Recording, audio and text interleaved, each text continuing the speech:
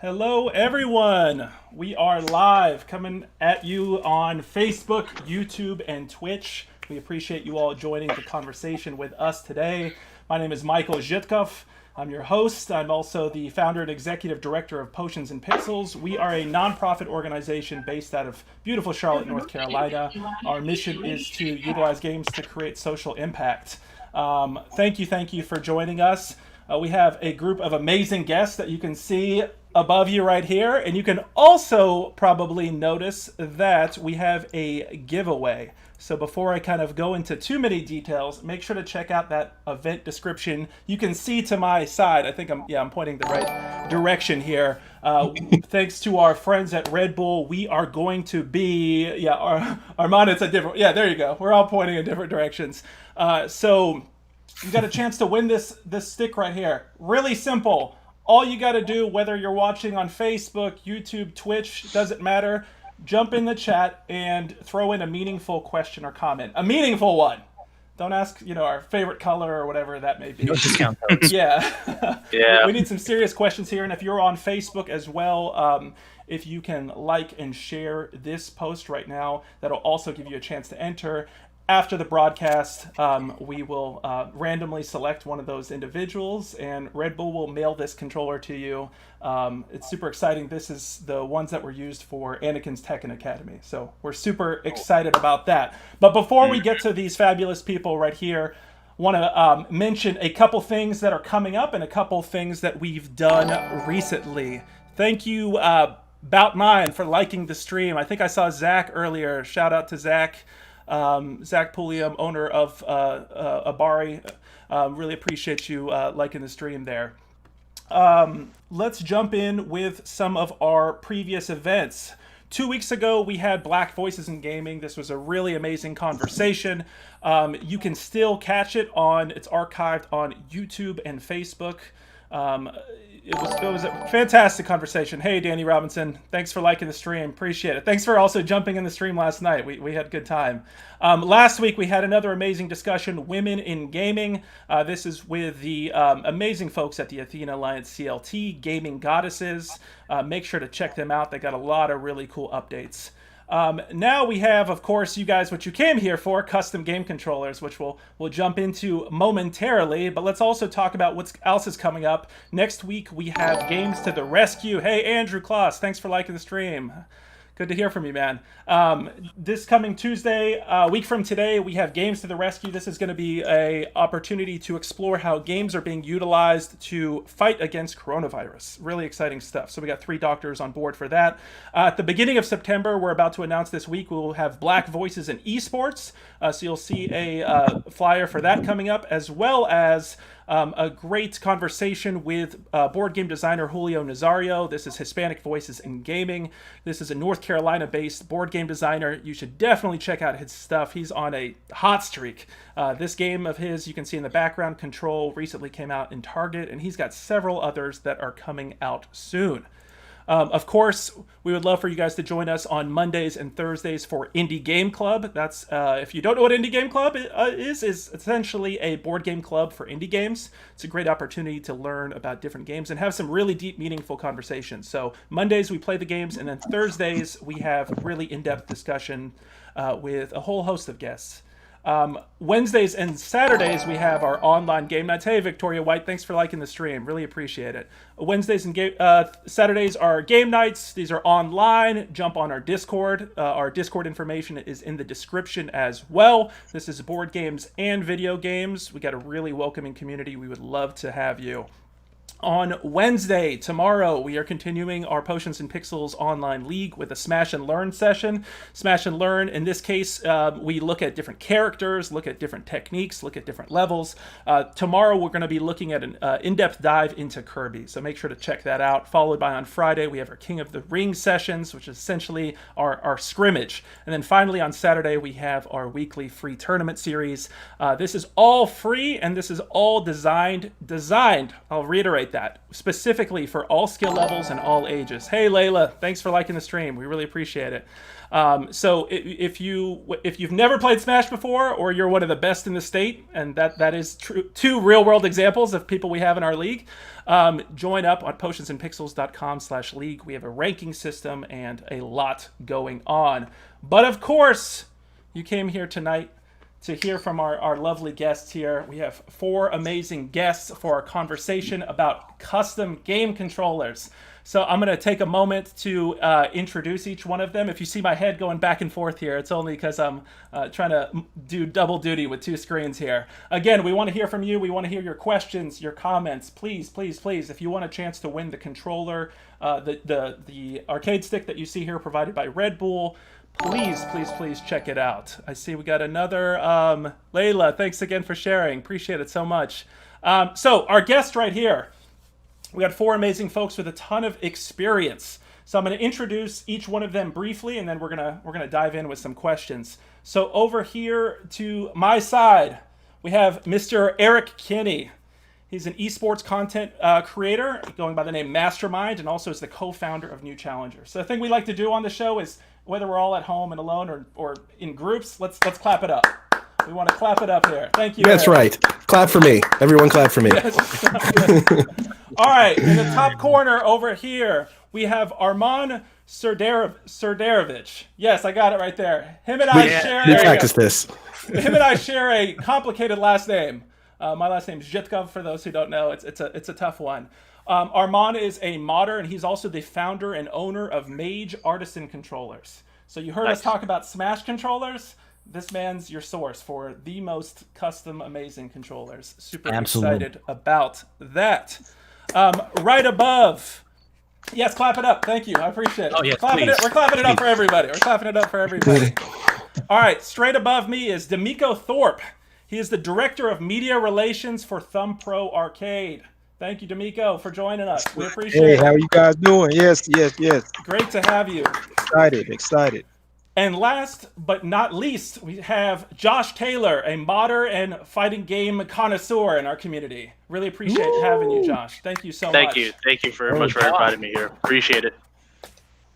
Well, thank you all for being here. I'm really excited. I mean, I've honestly been looking forward to this conversation all week, because this is an area that just fascinates me so much. I mean, if for those who are watching, thank you again for all those on Facebook, YouTube, and Twitch.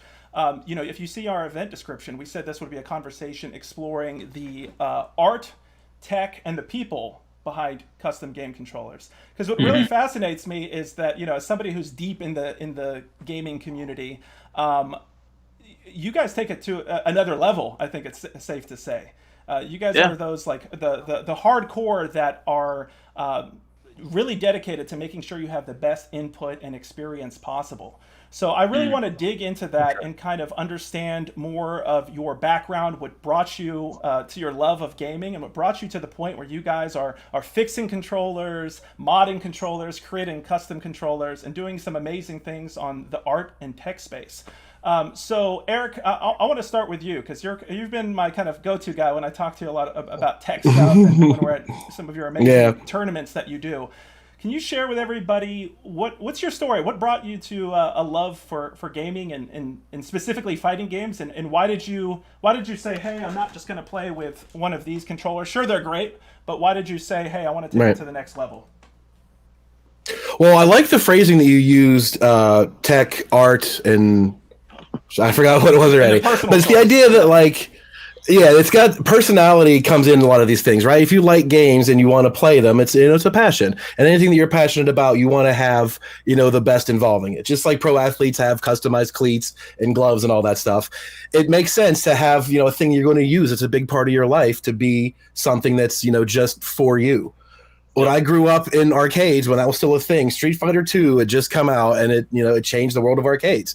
2 people just play each other with, their karate fighters, and that's it. Whoever won.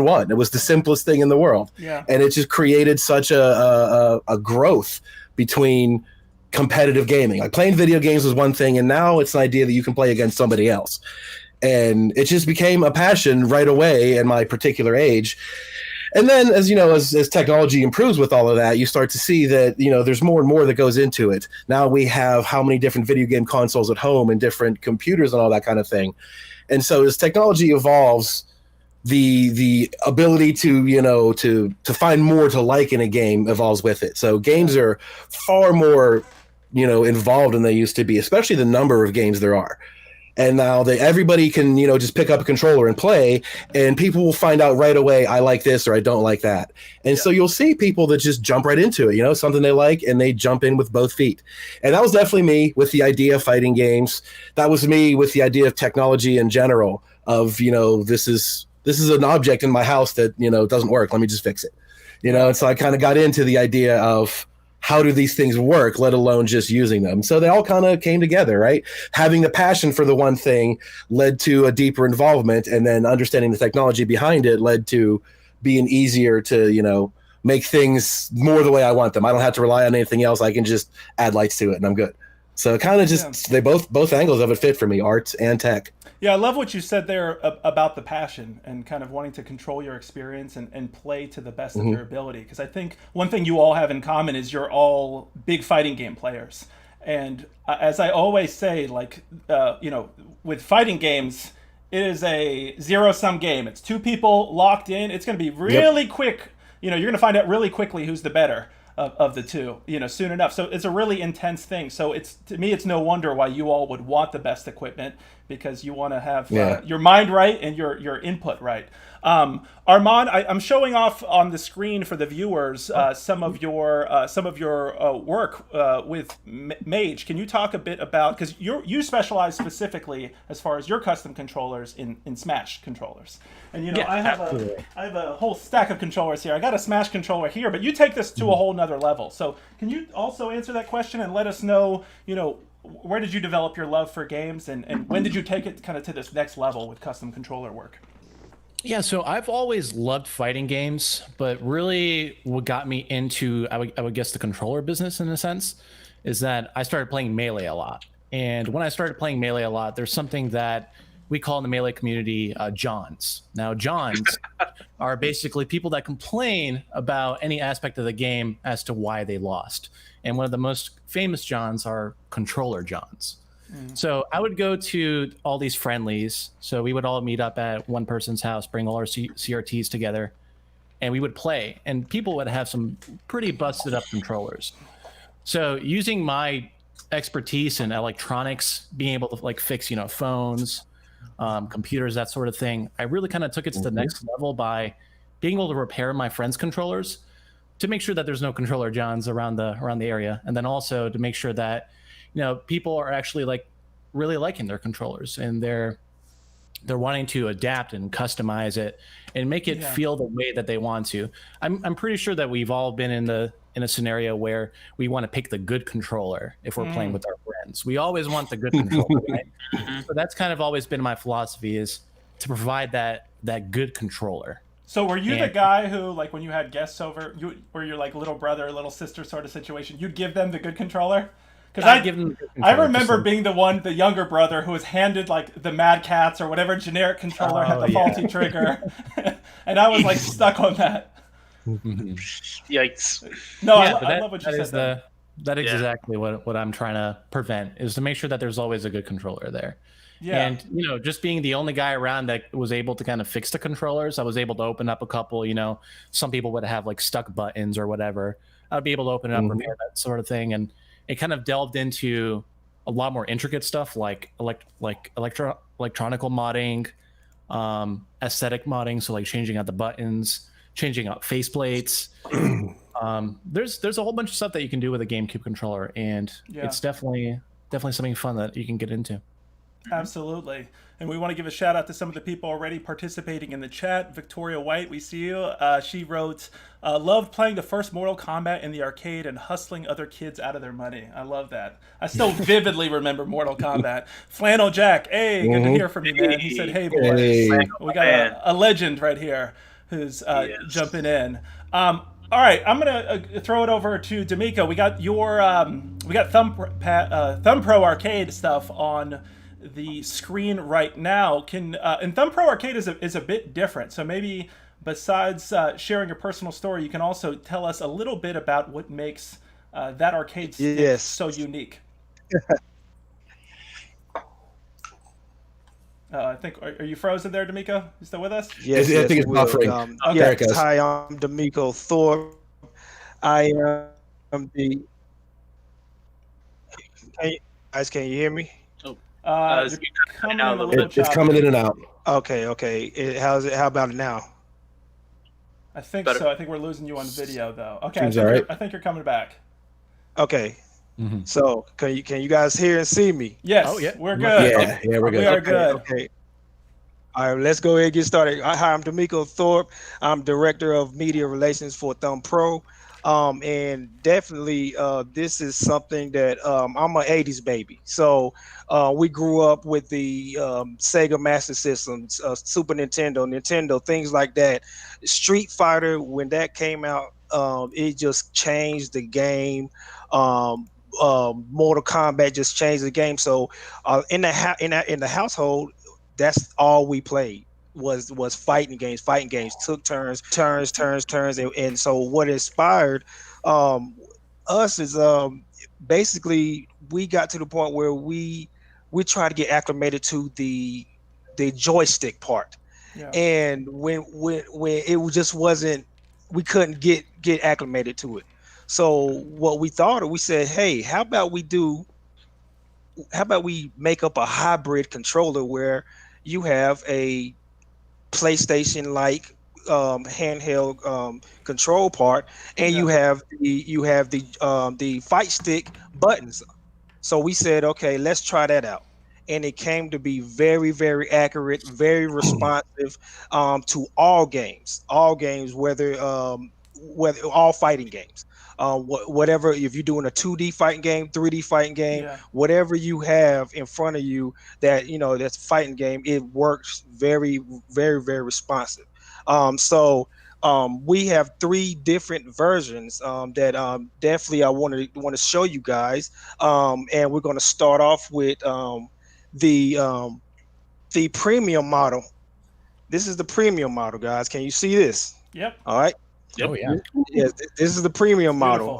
It has she has 14 buttons, so you have all you're able to map your buttons out from any type of game that you want to, whether it's Street Fighter, Mortal Kombat, whether it's Smash Brothers, whatever it is, you have all the buttons you need. Here's the back. And then these buttons on the side are usually the start, select, or the the option, or the buttons, like, or the start button like that. Yeah. We also have, if you guys can see, the joystick part right here. Yeah. Where you're able to control. And the good thing about these models is that you know how you guys sometimes you have so much trouble, and you might have to buy a whole nother controller if something goes out on it. Well, this is different. This only has two buttons on the back that you can replace, 2 screws on the back that you can replace, and then you just replace that part, and it just pulls out real easy. That way, instead of spending a whole lot of money again, you can just replace that small part, which is very, very inexpensive. All right. Yeah. And that is the premium version. This is the less expensive version right here. Can you tell us real quick about that premium model? How much? Yes. How much does that cost typically? Yes. We'll do it quickly. Okay, so this model, right here, this is made from plexiglass, specialized colored plexiglass. Nice. So it's very durable, very strong. This runs about $250. That's fair price point, actually. Definitely. Yes. It runs about $250, and like I say, they are very durable. This has premium. It's called Sanwa buttons. They're very premium Sanwa buttons. So this is, like I say, the response is very good on both models. However, the casing is the part that's a little bit more expensive for it. It has the same guts but different casing. All right. Yeah. this is the $150 model. This is made with this is the version 3.2, and this is made with special PVC. All right. Okay. And these have VXL buttons. All right. Nice. And as well, like I said, these both have 14 buttons right here. It has, of course, our logo right here. So your core guts are the same. We're just looking at like a different finish and different buttons themselves. Yes, gotcha. We have different fit. Yeah, the cord is very long, so you can basically sit at least 6-7 feet away from what you're playing, and definitely play in a very smooth and comfortable. And the way that your hand is placed on the as you guys will see, we have some demonstrations. Should have some demonstrations up there. But yeah, we're showing some video right now of gameplay.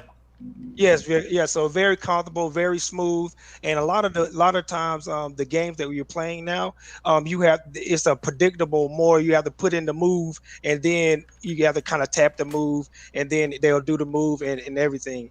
The difference between this and a regular controller is that you have 5 fingers that you can do things with, as opposed to having just one thumb and maybe a pointer and maybe your middle finger actually doing something. So you're able to input combos very, very quickly, very, very smoothly without a hard transition. So that's the biggest thing that kind of runs different from a traditional controller and our ThumbPro product. I got one more to show you guys, and this one is the one that we do with art. Mm-hmm. All right, this is crazy. Oh, this one is crazy. Shout out to Marvel. This is definitely crazy. Yes. So you guys definitely if you guys by the way, all of these, the ones that I show you, are shipping out tomorrow. So really, they're not prototype. Nice. They're shipping out. They're ready to use right now. They're ready. We've definitely sold a lot. How much is that third model, Dameko? Is that is that custom? Like, do people send a specific design? Yes, that's so that's a case by case basis. Do people have to contact you about that? Yeah, you got that's something that's something you definitely have to contact us, because it takes a very long time to assemble and put together and do so. That's the one I showed last, because that's the one we're not going to put a price on it, but that's the one that it is customized. But all 3 of these are going to be sold. We're shipping them out tomorrow. If anybody wants to purchase one, head to thumbproarcade.com, and you'll be able to order one, and we'll be shipping them out as soon as you order them. I love it. Are all 3 models universal? Yeah. Do you have a universal board? I know that it works with the PlayStation. It works with PlayStation and PC. So the ones that you will have to customize, those are the ones you will have to say, hey, I would like one for Xbox. I would like one for the Switch or things like that. But right now, and it's very doable. It's been done before. It's just that if we want to cut down the cost of it, we just those will be in more premium. For you to have all 3 access to all. You get what I'm saying? So that'll be the premium. The customized one you can get universal if you want it. Yes. That's like a $90 board, so it's expensive, right? Yeah, you know what it is. So nice. So the universal board is So we wanted to kind of advertise and say, hey, we have a premium version, we have a less expensive version, a standard version, and then we have a custom version with most hardcore fighters, fight stick users. They would definitely want to get that one, because they want to switch off and go to anywhere they want to go. I love that. Thanks for sharing those, Dameko. Cool. Those are really exciting. We got actually quite a bit of reaction already in the chat. So I'll read a couple of these. Some of these questions we'll have to come back to, because I want to bring Josh into the conversation. But thank you to all of our participants. Every one of you who's throwing in one of these great questions, you're entering for a chance to win that arcade stick that you see there, provided by Red Bull. So we appreciate it.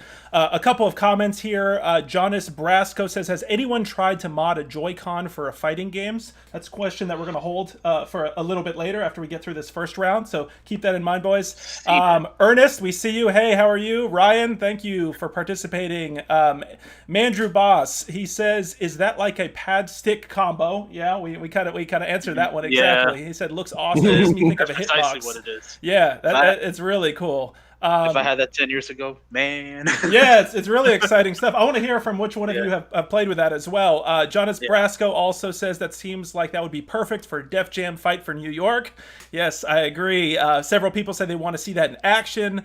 Excitement over it being $150. That's sick. That Venom one in the video was awesome too. And we're seeing also Jonas asking, is modifying the ThumbPro arcade pretty easy? I like using cherry switch buttons instead of standard buttons. So we'll get back to that in a little, but I want to first bring, and thank you to all of our people participating with questions and comments in the chat, whether you're on Facebook, Twitch, or YouTube. But I want to bring Josh Taylor in here.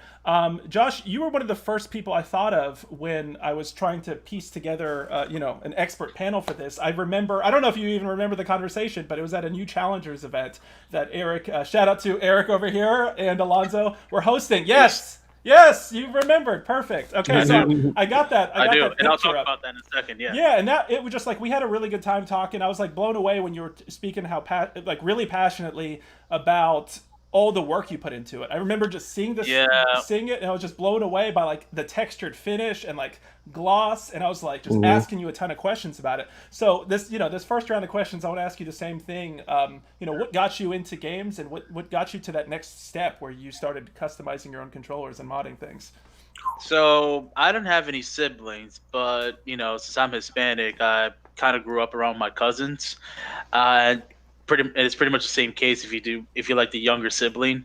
So basically, my older cousins like to play a lot of fighting games. Back in the day, I remember they played a lot of Marvel 1 on the PlayStation, a lot of Samurai Showdown. And naturally, me being me, I wanted to play along with them. And naturally, me being young at the time, I lost a lot, like heavy. And I definitely wanted to, get better. Ever since then, I've always just had an interest in fighting games. And mostly stemmed because at the time I was really, really into martial arts. Like I did a lot of Taekwondo when I was younger and all that. And that directly translated into Tekken because for me at the time, Tekken was like the closest thing that resembled actual martial arts. So I used to play like a lot of Tekken. Then I got into Street Fighter a little bit more.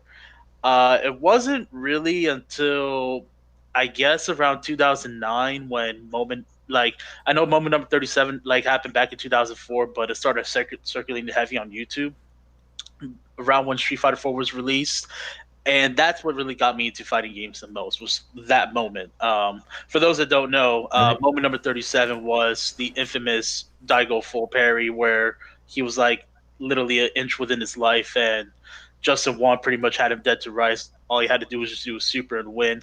And at the time, Daigo, being Daigo, just decided to parry his whole super and did a reversal comeback on him. That was by far the sickest thing I've ever seen in my life. And amazing clip. I've never seen anything like that since. Never seen anything like it. Nothing. He tried it again, I think. There was another moment where he tried it again, but it's pretty good. They had like an invitational in SoCal. He did it again, but the impact wasn't the same. Back then it was like tournament settings, no filter or anything like that. Yeah. And again, it was like the most impossible, inconceivable comeback, and he just did it. So that's what got me into fighting games like the most, just that moment. Now, as I was playing along, I started out first on pad. I remember I used the old MadCat Street Fighter pads, the one that had the Sega Genesis layout, because when I grew up, I just played on pad. That's what I grew up on, and I thought those pads were nice and they felt good, but I started getting to like the inconceived notion at the time, I guess, that if I wanted to be better, I had to, transition over to arcade stick. I realized back then, now looking back to it, that probably wasn't the case. I probably would have been fine with pad, but to be honest, I'm glad that I kind of did it. My only problem was the arcade sticks that they were making at the time, the ones that MadCats came out with, the tournament standard ones. Although they were good, unfortunately, my hands were way too big. They felt way too fat for that, and they felt a little cramped. So that's when I started looking into maybe getting a different type of arcade stick that would probably work better. something that felt a lot more comfortable, and that, I guess that's what delved into my passion of modifying, I guess, commercial controllers. There was only a couple of problems I had. I didn't know jack about electrical engineering, so I didn't know how to wire anything. I didn't know how. If I broke something, that's it. It was pretty much toast. And B, I didn't know anything about steel manufacturing or anything like that. So luckily for me, when I was getting into customizing arcade sticks, there was somebody at the time that was already doing that. This person by the name of Jason out in Japan, Jason's Customs. He was already already making a lot of the parts. He was already making a lot of the boards, the wiring. Basically, all I had to do was just shop and then just implement that into my arcade stick, and that's where I got to this thing. So a lot of the parts that I used on here came from Jason's Customs. Unfortunately, he closed shop because he's pursuing a MBA in Japan. But a lot of the stuff that he did, I pretty much put into my stick. It wasn't until I just looked at it one day and I was like, I wonder if I could make this a little bit different, make this make this my own instead of having it look like somebody else's. And that's when this was like my first project to where I just painted everything, where I just did everything down, tore everything down on this, basically took it apart, sanded everything down. This is like my first project where I made a lot of trial and errors on it. And yeah, even though I made some mistakes on it, I'm quite happy with the turnout, to be honest. And it seems like there's nothing like playing on a stick that you created yourself. And that you kind of have a relationship to, right? That you have memories and an attachment to. Oh yeah, definitely. And it also came from I guess my love of car culture as well. I'm heavy into modifying car. I don't know how to modify cars, but I'm heavy into that culture, and I like that culture, and I guess a lot of aspects about that culture kind of translated into modifying that stick. And again, I'm really, really happy with the way that turned out. But that stick, I actually gave it to a friend. That's his to hold for now. Gotcha. I'm not, he just gave it back to me that way I could, show it off here. That's really cool. But I gave it to him because he doesn't have his own stick, and he really wanted to get into Dragon Ball Fighters at the time. And I was like, all right, I told him I'll make you a deal. If I get another stick, I'll give you this one. And sometime later, my boy came back from Japan. Hey, Mark, thanks for the follow. My boy came back from no worries. My boy came back from Japan, and he gifted me this stick. Can you flip it over a little bit? Yeah, there we go. Obviously, I did some work on it myself, but he gave me, this was the Mad Catz Versus Fight Stick. At the time, it was like one of the best sticks that Mad Catz has made at that point. And naturally, I just, customized that one and made it my own at that point. I could go on about, why I made the choices there and all that stuff, and what's my choices now. But let's dig into that in a moment. I have a whole list of questions, but we have so many coming in through the feed that if you guys don't mind, we might get to some of these first, and then we'll kind of trace back. So I see a lot, including, by the way, in response to you, Josh, Goodsport168 on Twitch says Josh's sticks feel amazing. By the way, he's let me use it in tournaments before. I love that. Chris Davis, a friend of Potions and Pixels, wrote about martial artists. He's a fan himself. Let's go back up. Let's start with one of those early questions. Does anybody know if anyone's tried to mod a Joy-Con for fighting games? Have you seen this? I think the last time I saw maybe was for when people were playing some Street Fighter on the Switch. But have you guys seen actually modding of the Joy-Cons in a heavy way? I think Hitbox did that. Yeah. Yeah, definitely. So the Joy-Cons, are you talking about like a Switch Pro controller or something like that, or the actual Joy-Cons off the side? I'm thinking they're talking actual Joy-Cons on the side, so not the Pro. I have not seen anything with the Joy-Cons. I've seen people modifying the faceplates on them, but that's probably the extent of that. I've seen people. The Joy-Con is an analog stick. And analog sticks are very rare in fighting game outside of Smash Brothers. No one uses like that analog loose stick. It's a much tighter preference. So Eric, can you the little explain why? Joy-Con only has that. It's precision. Yeah. It's when you press an analog stick that's soft, you can kind of press it like up and down a little bit where you want to be discreet in your directions. That cross-shaped D-pad has up, down, left, right, and there's no in between. A loosey-goosey stick can kind of be muddier, so to speak, and it's generally not used in fighting games. Smash Brothers requires it because it's analog and it has, walk and run speeds. Yeah. But other than that, like you never see fighting game players use analog sticks, only in rare certain situations, and that's all the Joy-Con would have. That's probably why I don't know. This D-pad has probably become so standard. Mm-hmm. Yeah, because it's clean, because it's up, down, left, and right, and there's no, and you can still move, round. You can make circular motions, but when it comes to tap, tap, tap, you need to be precise. Yeah.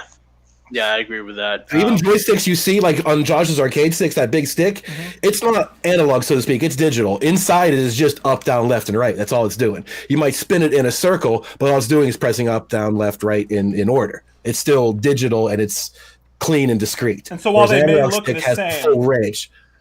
Yeah, that's an analog stick that moves in all directions, and Smash Brothers works a little bit differently. But most fighting games rely on that D-pad for simple 4-direction inputs. So Joy-Con, I don't know. I mean, you could do it. It's got 6 buttons total. It's got that directional thing, so you could do it. But I don't know what else you would do to that to change how it operates. I mean, conversely, like you said, but a Joy-Con? Yeah. Conversely, though, on the other hand, I've seen people literally use steering wheels and Guitar Hero controllers for fighting games. Oh, so that's always fun, isn't it? Too. So, so anything is possible. Just you just gotta put a little That's how you imagination. use it, right? Exactly. It really is, but I mean, needless to say, those are exceptional. That guy that beat Dogoro with the steering wheel, that's not going to happen again. That's like 1 out of 8 million dudes that could do that. So it's awesome, but not something you're going to see every day. There's not going to be a market for Guilty Gear steering wheel controllers. Yeah. Or an idea. I should have brought out the Wu-Tang controller as one of the just ergonomically horrible controller there. All right, I'm going to bring in a couple other interesting questions in here.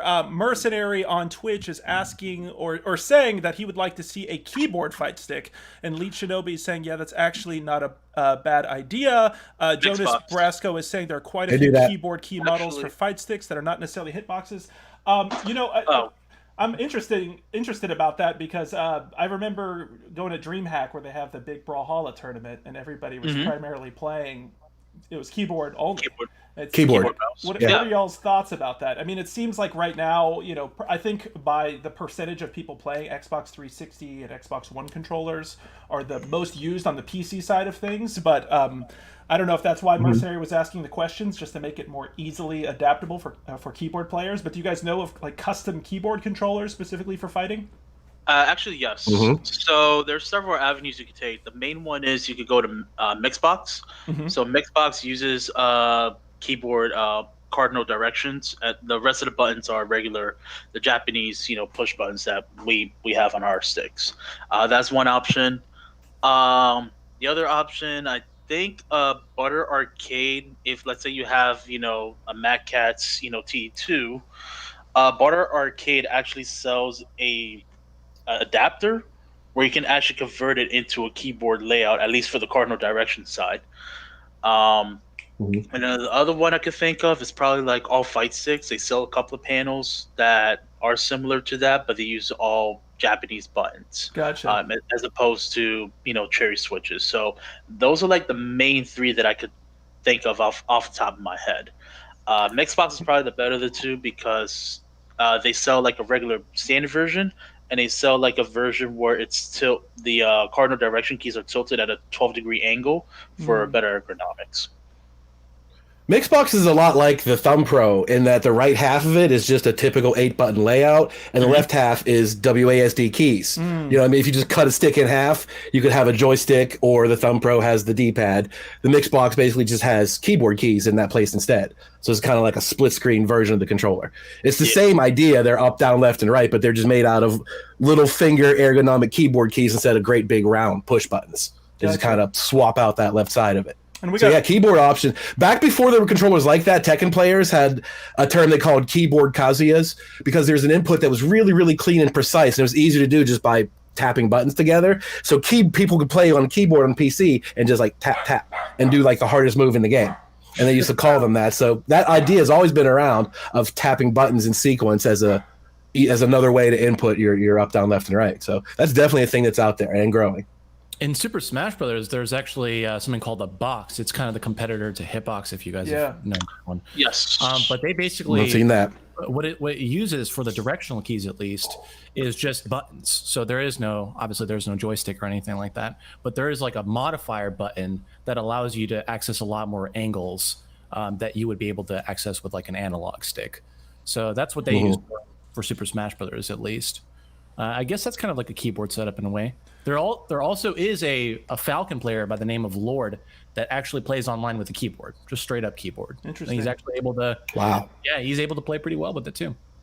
I love that. And to that point, options, right? Yeah, options. That's what it's about. Mandrew Boss on Twitch is saying it would be cool to have like a USB joystick that you could just plug into a computer and then map the keys. That sounds similar to what you were talking about, Eric.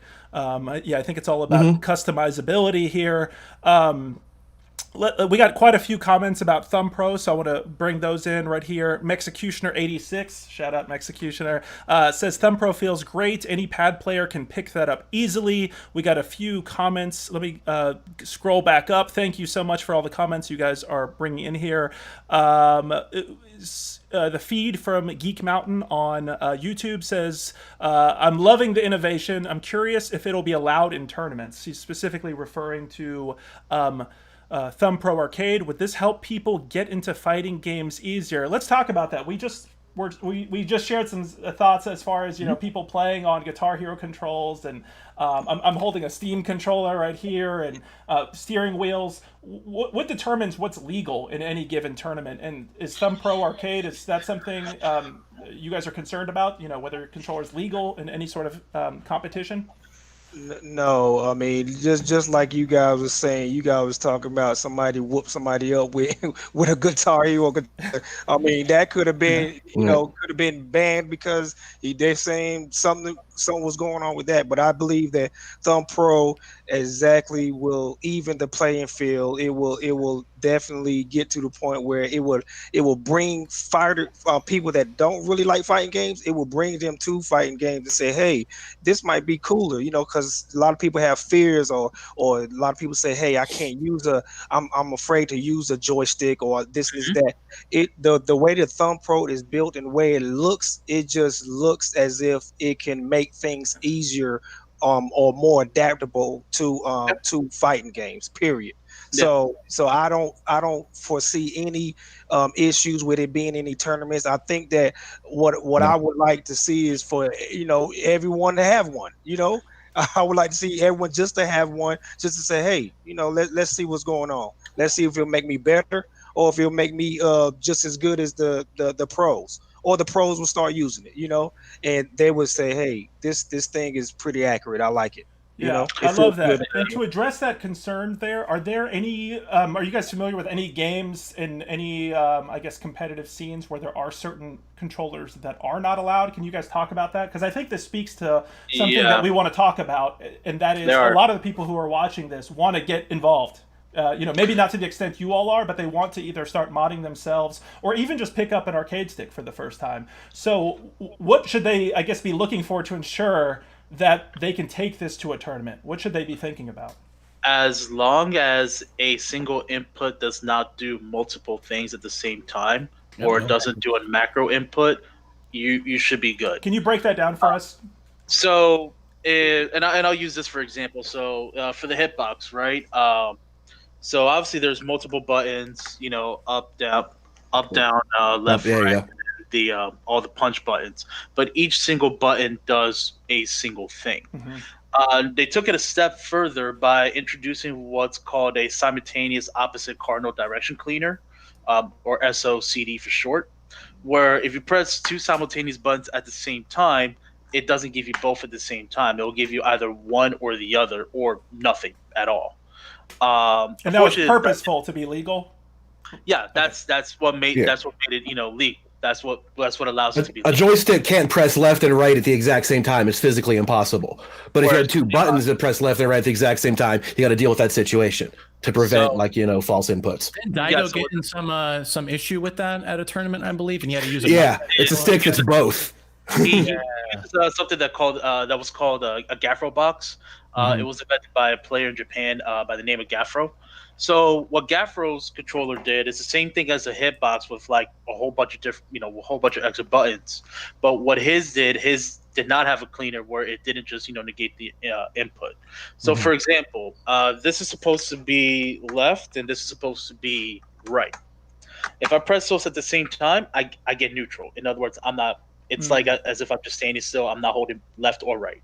With a Gaffro, if you hold left or right, you get both. That's what was not legal because it, you know, under tournament settings, you can technically block both sides. Doesn't matter which way they jump over you or try to cross you up on that. So with the hitbox, since they made that, you know, they basically just put that as neutral. That basically, you know, eliminates, you know, that need or that issue. That's why Daigo didn't get to use his hitbox then, and he just switched over to this hitbox, this kind of hitbox, and he was able to use that. Mm-hmm. Have you guys found that transitioning to these different types of controllers requires a lot of effort? I know that's also a concern that's been expressed, that how much time will it take me to get used to jumping from, you know, a PS4 controller to one of the many joysticks we talked about today, and how much time would you recommend a player try something? Because obviously we've all been there before. You pick up a game for the first time, you pick up a controller and say, I don't like this. I mean, the GameCube controller is a perfect example. I still vividly remember at the time people kind of lampooned the GameCube. You know, they said it was like a kid's system with the small discs, the handles, and even the controller. I love this. It's one of my favorite controllers ever. But how? It's the longest standing controller too. Yes, exactly. And I think that says a lot. Now, how long would you guys say people should take to get used to a controller? Would you recommend people try something totally different like Josh was just showing? Or do you think it's better to kind of like transition your way towards these types of different input schemes? Well, let me intervene first, and then you guys definitely could take it away. With the ThumbPro, if you've been playing PlayStation for the past and Xbox for the past few years or whatever, then it's not going to be that hard of a transition because the actually the controller is pretty much similar. All you have to adjust to doing is having your buttons using 5 fingers instead of these 2 fingers. You know, you would just have to adjust, and I found that it's really smooth. At games like TEKKEN, games like games like Mortal Kombat, where you have a button to block, you would just have to map that button, and preferably it would probably be the thumb where you want to do the block, where you can have your thumb right there already ready for block, and then use these four fingers to actually input punch, kick, whatever you want to do. So you know, like I say, it will only take a few, but Street Fighter, you just block by pressing back. So it depends on what games you're playing, but definitely for the ThumbPro, I can say that it will be a pretty easy transition, especially if you've been playing. Now, if you've been playing on computer, now it might be something different. If you're playing PC, it'd be a different transition. But for most console players, ThumbPro will probably be pretty easy to to get used to. All right.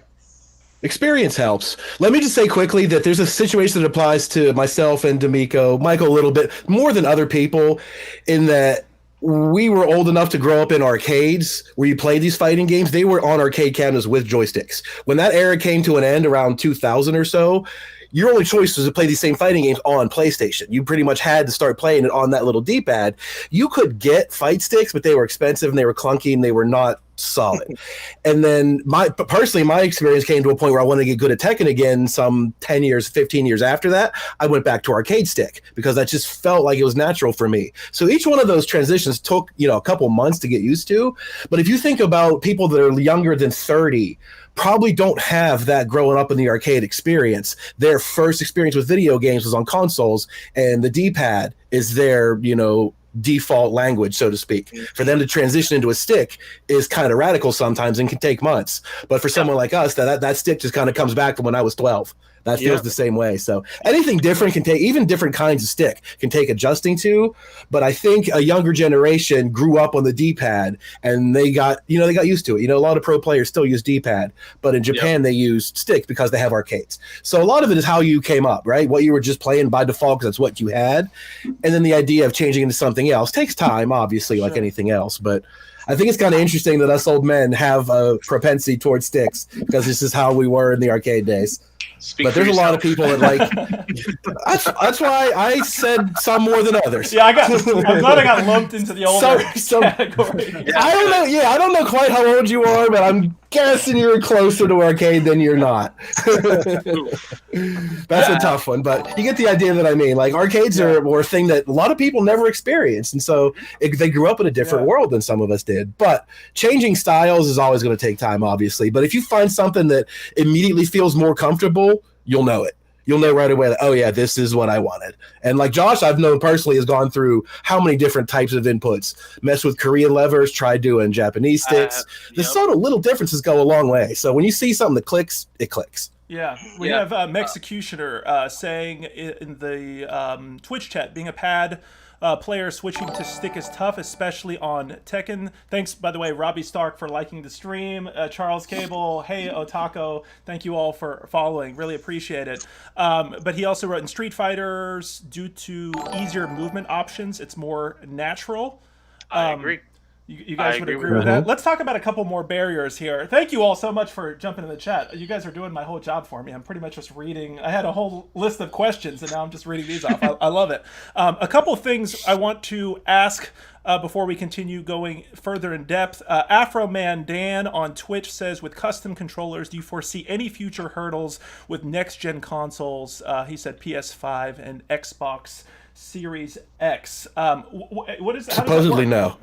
Allegedly no. Allegedly, PlayStation is allowing specialty controllers like arcade sticks to work on PS5 without any issues.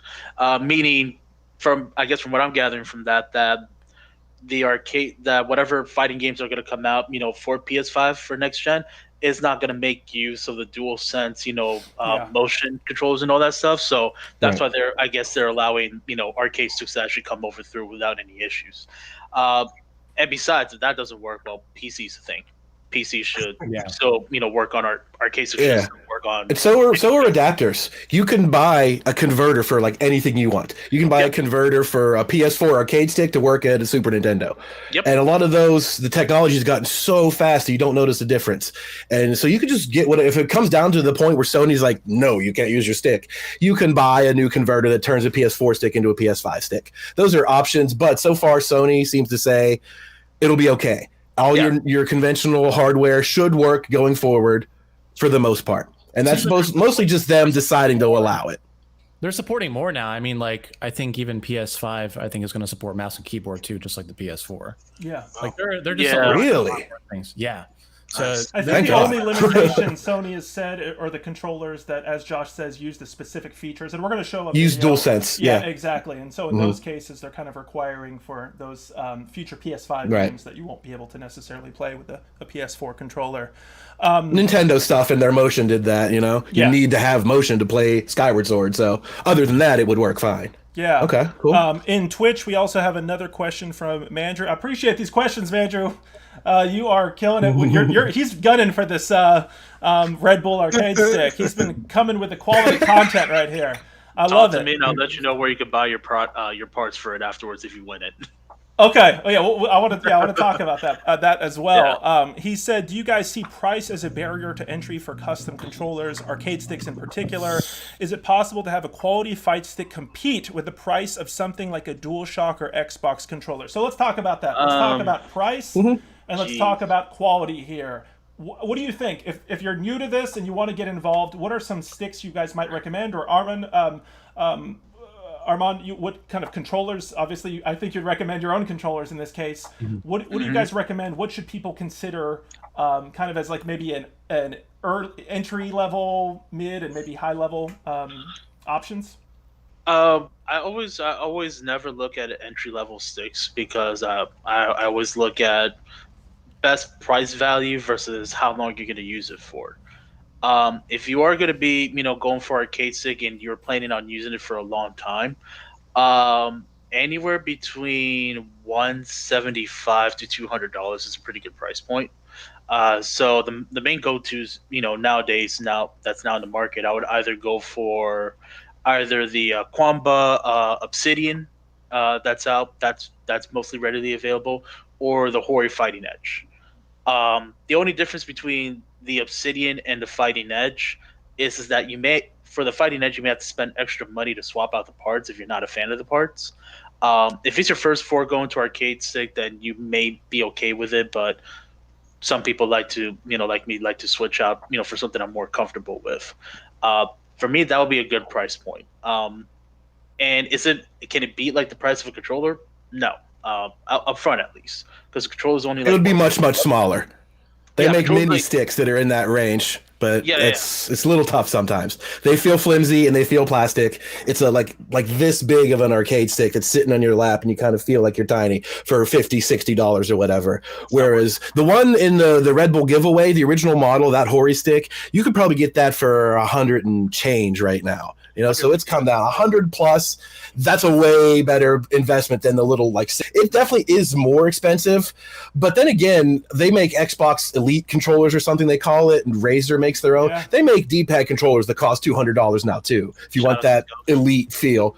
Sure. Same with keyboards. Keyboard computer players will spend $200 on a mechanical cherry switch keyboard or whatever. Yeah, so the elite level performance, it costs money, but for everything you could get away with $50, $60 like a controller is. But in the world of arcade sticks, it's okay. I mean, you might find right away okay, this is not good enough, and let me get something better. Or you might be good with a tiny little joint.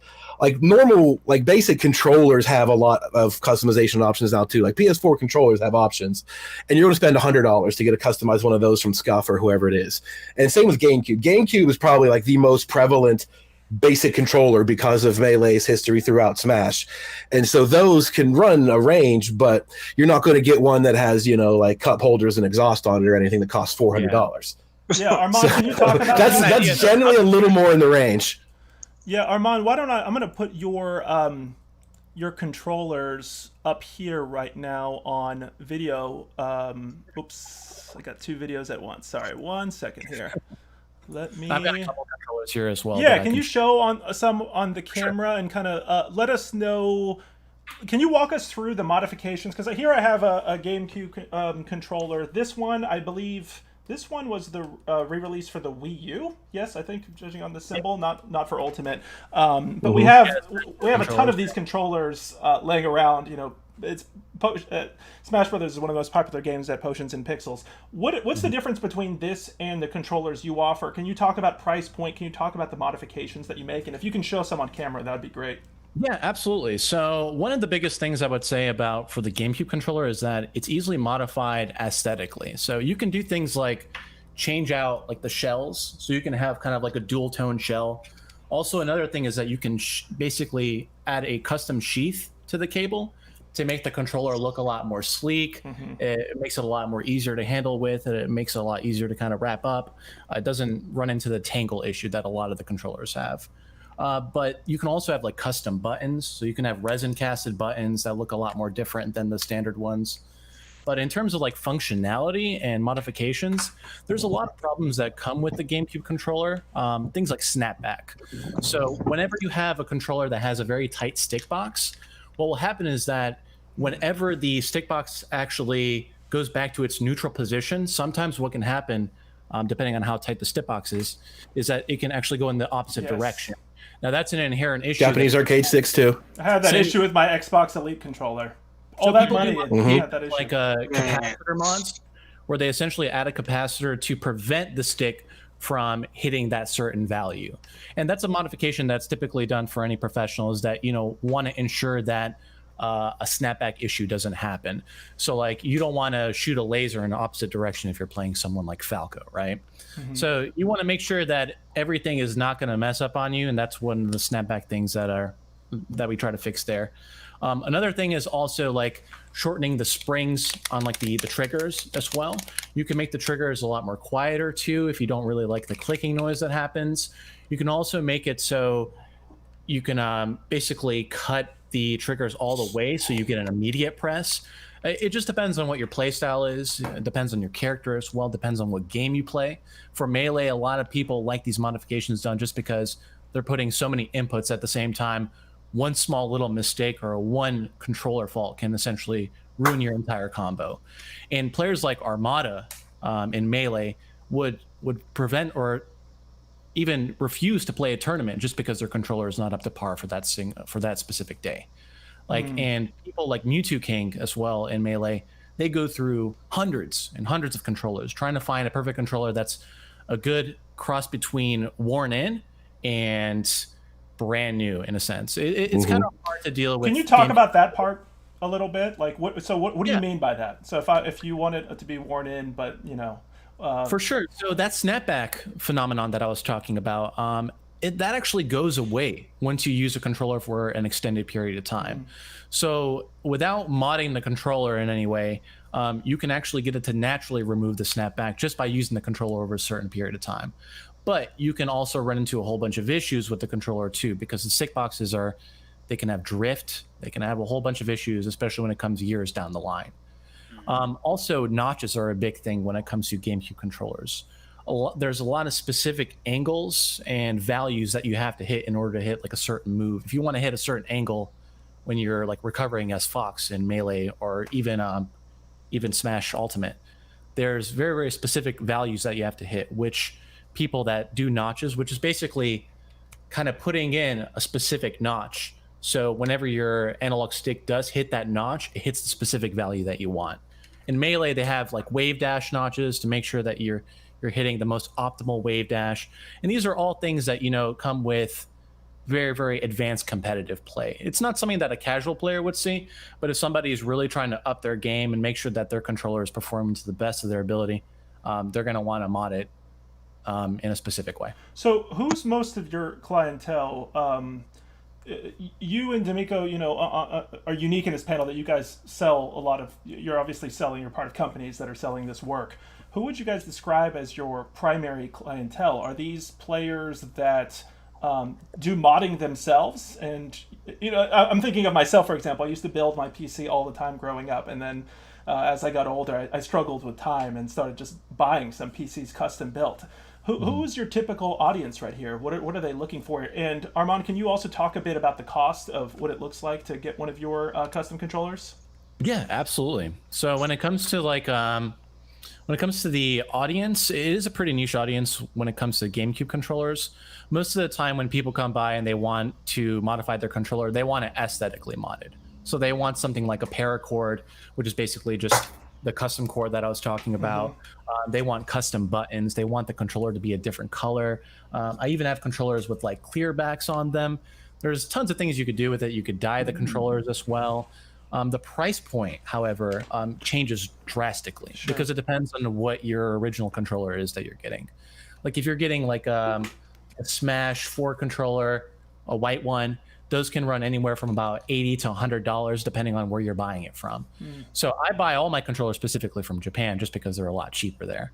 Now, when it comes to like the older controllers, they definitely come a lot cheaper. If you're buying a controller from 2004 or something like that, they're going to be a lot cheaper than your more brand new Smash 5 controllers and everything like that. So it just depends on what your template is, what your original controller is.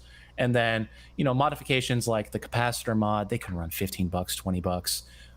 The resin buttons, they run anywhere from $15 to $25.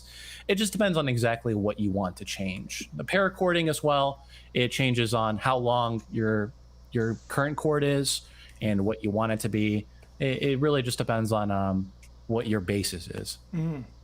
Dameko, yeah, the same question for you, and I want to throw in one of the questions from the stream. Somebody asked how moddable is the ThumbPro arcade? I know you said you designed it in such a way where you can kind of replace parts rather easily, but is this something did you guys design that stick with modding in mind, or did you design it in a way to just kind of be a one size solution to a fighter's needs? Well, basically, our controller is what people been waiting on for a long time. We've definitely found that out. Due to like I say, most people play on console. You know, a lot of people play on console, and they just say, "Hey, I just want to transition, but I want to have that same controller, but I want to be able to do more with my fingers. You know, to make it more accurate." So we definitely have modding in mind. People, we know people going to mod our controller. We know that they're going to try to make it, you know, basically customizable for themselves. But like I said, we kind of designed it. In my mind, it's already a modded controller. It's a hybrid controller. It's already modded, but we know that people are going to do their own thing when they get it. So we kind of understand that, and like I say, we definitely are. Most of our clientele are streamers who play fighting games religiously. Street Fighter, Tekken, you know, Guilty Gear, all those big platforms. Those are the people that are, you know, that buy, and you know, definitely has a lot of positive things to be said about the controller from the buyers as well. So like I say, people are definitely interested in buying, because this is something that they, you know, people thought about, dreamt about, and then it's actually here, and they're like, wow, this is really a thing. So that's what it is. Yeah, I love that. Quick shout out to several new followers. Robbie Stark, thanks so much for following. Executioner86, Mark Flegel, Afroman Dan, thank you so much. Huge shout out to Food Stamps, friend of the show, longtime friend of Potions and Pixels. He's now subscribing. Eric, of course, is doing his laugh. Is it just because of his name? Thank you, Food Stamps. As soon as you said it, I just thought of this. You know, I didn't even think about it. I didn't even think about it. Yeah. Thank you to the user. I don't think about it either. It just hit me. Appreciate you subscribing. It just hit me. Thanks for spreading the love, man. Appreciate it. We got quite a bit more in the chat. I want to read through several of these as we continue our conversation. Whoa. Lot of comments. Alonzo Cunningham. Hey, Alonzo. He's saying drone stick. Best stick for the price. Perfect for new players. Any quick thoughts on that as we go through these questions and comments? I mean, it's little. It's a very little. Small that's about it.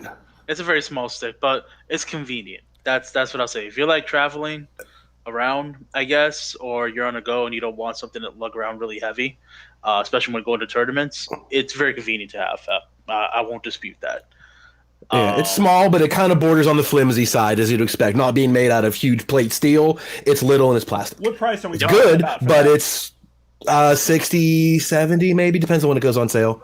It's not big. It's very, very tiny. Only about like less than a foot wide. So it's about $60 probably. So we had several comments specifically about size that we're going to put in here. Flannel Jack said, I had a mini Hori when I backpacked through Europe. I was able to practice Third Strike that way. Flannel Jack is like the Third Strike player, right? He's the one who keeps the community alive in North Carolina. And so a shout out to Flannel Jack there.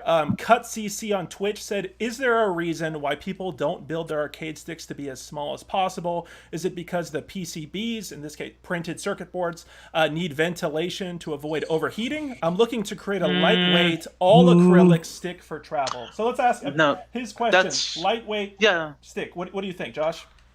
So no, it's definitely not an issue with the PCB board overheating, because I mean, this pretty much all arcade sticks, they're enclosed in metal and plastic. It shouldn't be the issue of overheating. It's more of an issue of comfort and real estate size. Okay. So you can, build a, relatively small stick, so long as all the piece, the board fits, the cables fit, and all the peripherals fit and all that. That's not the issue.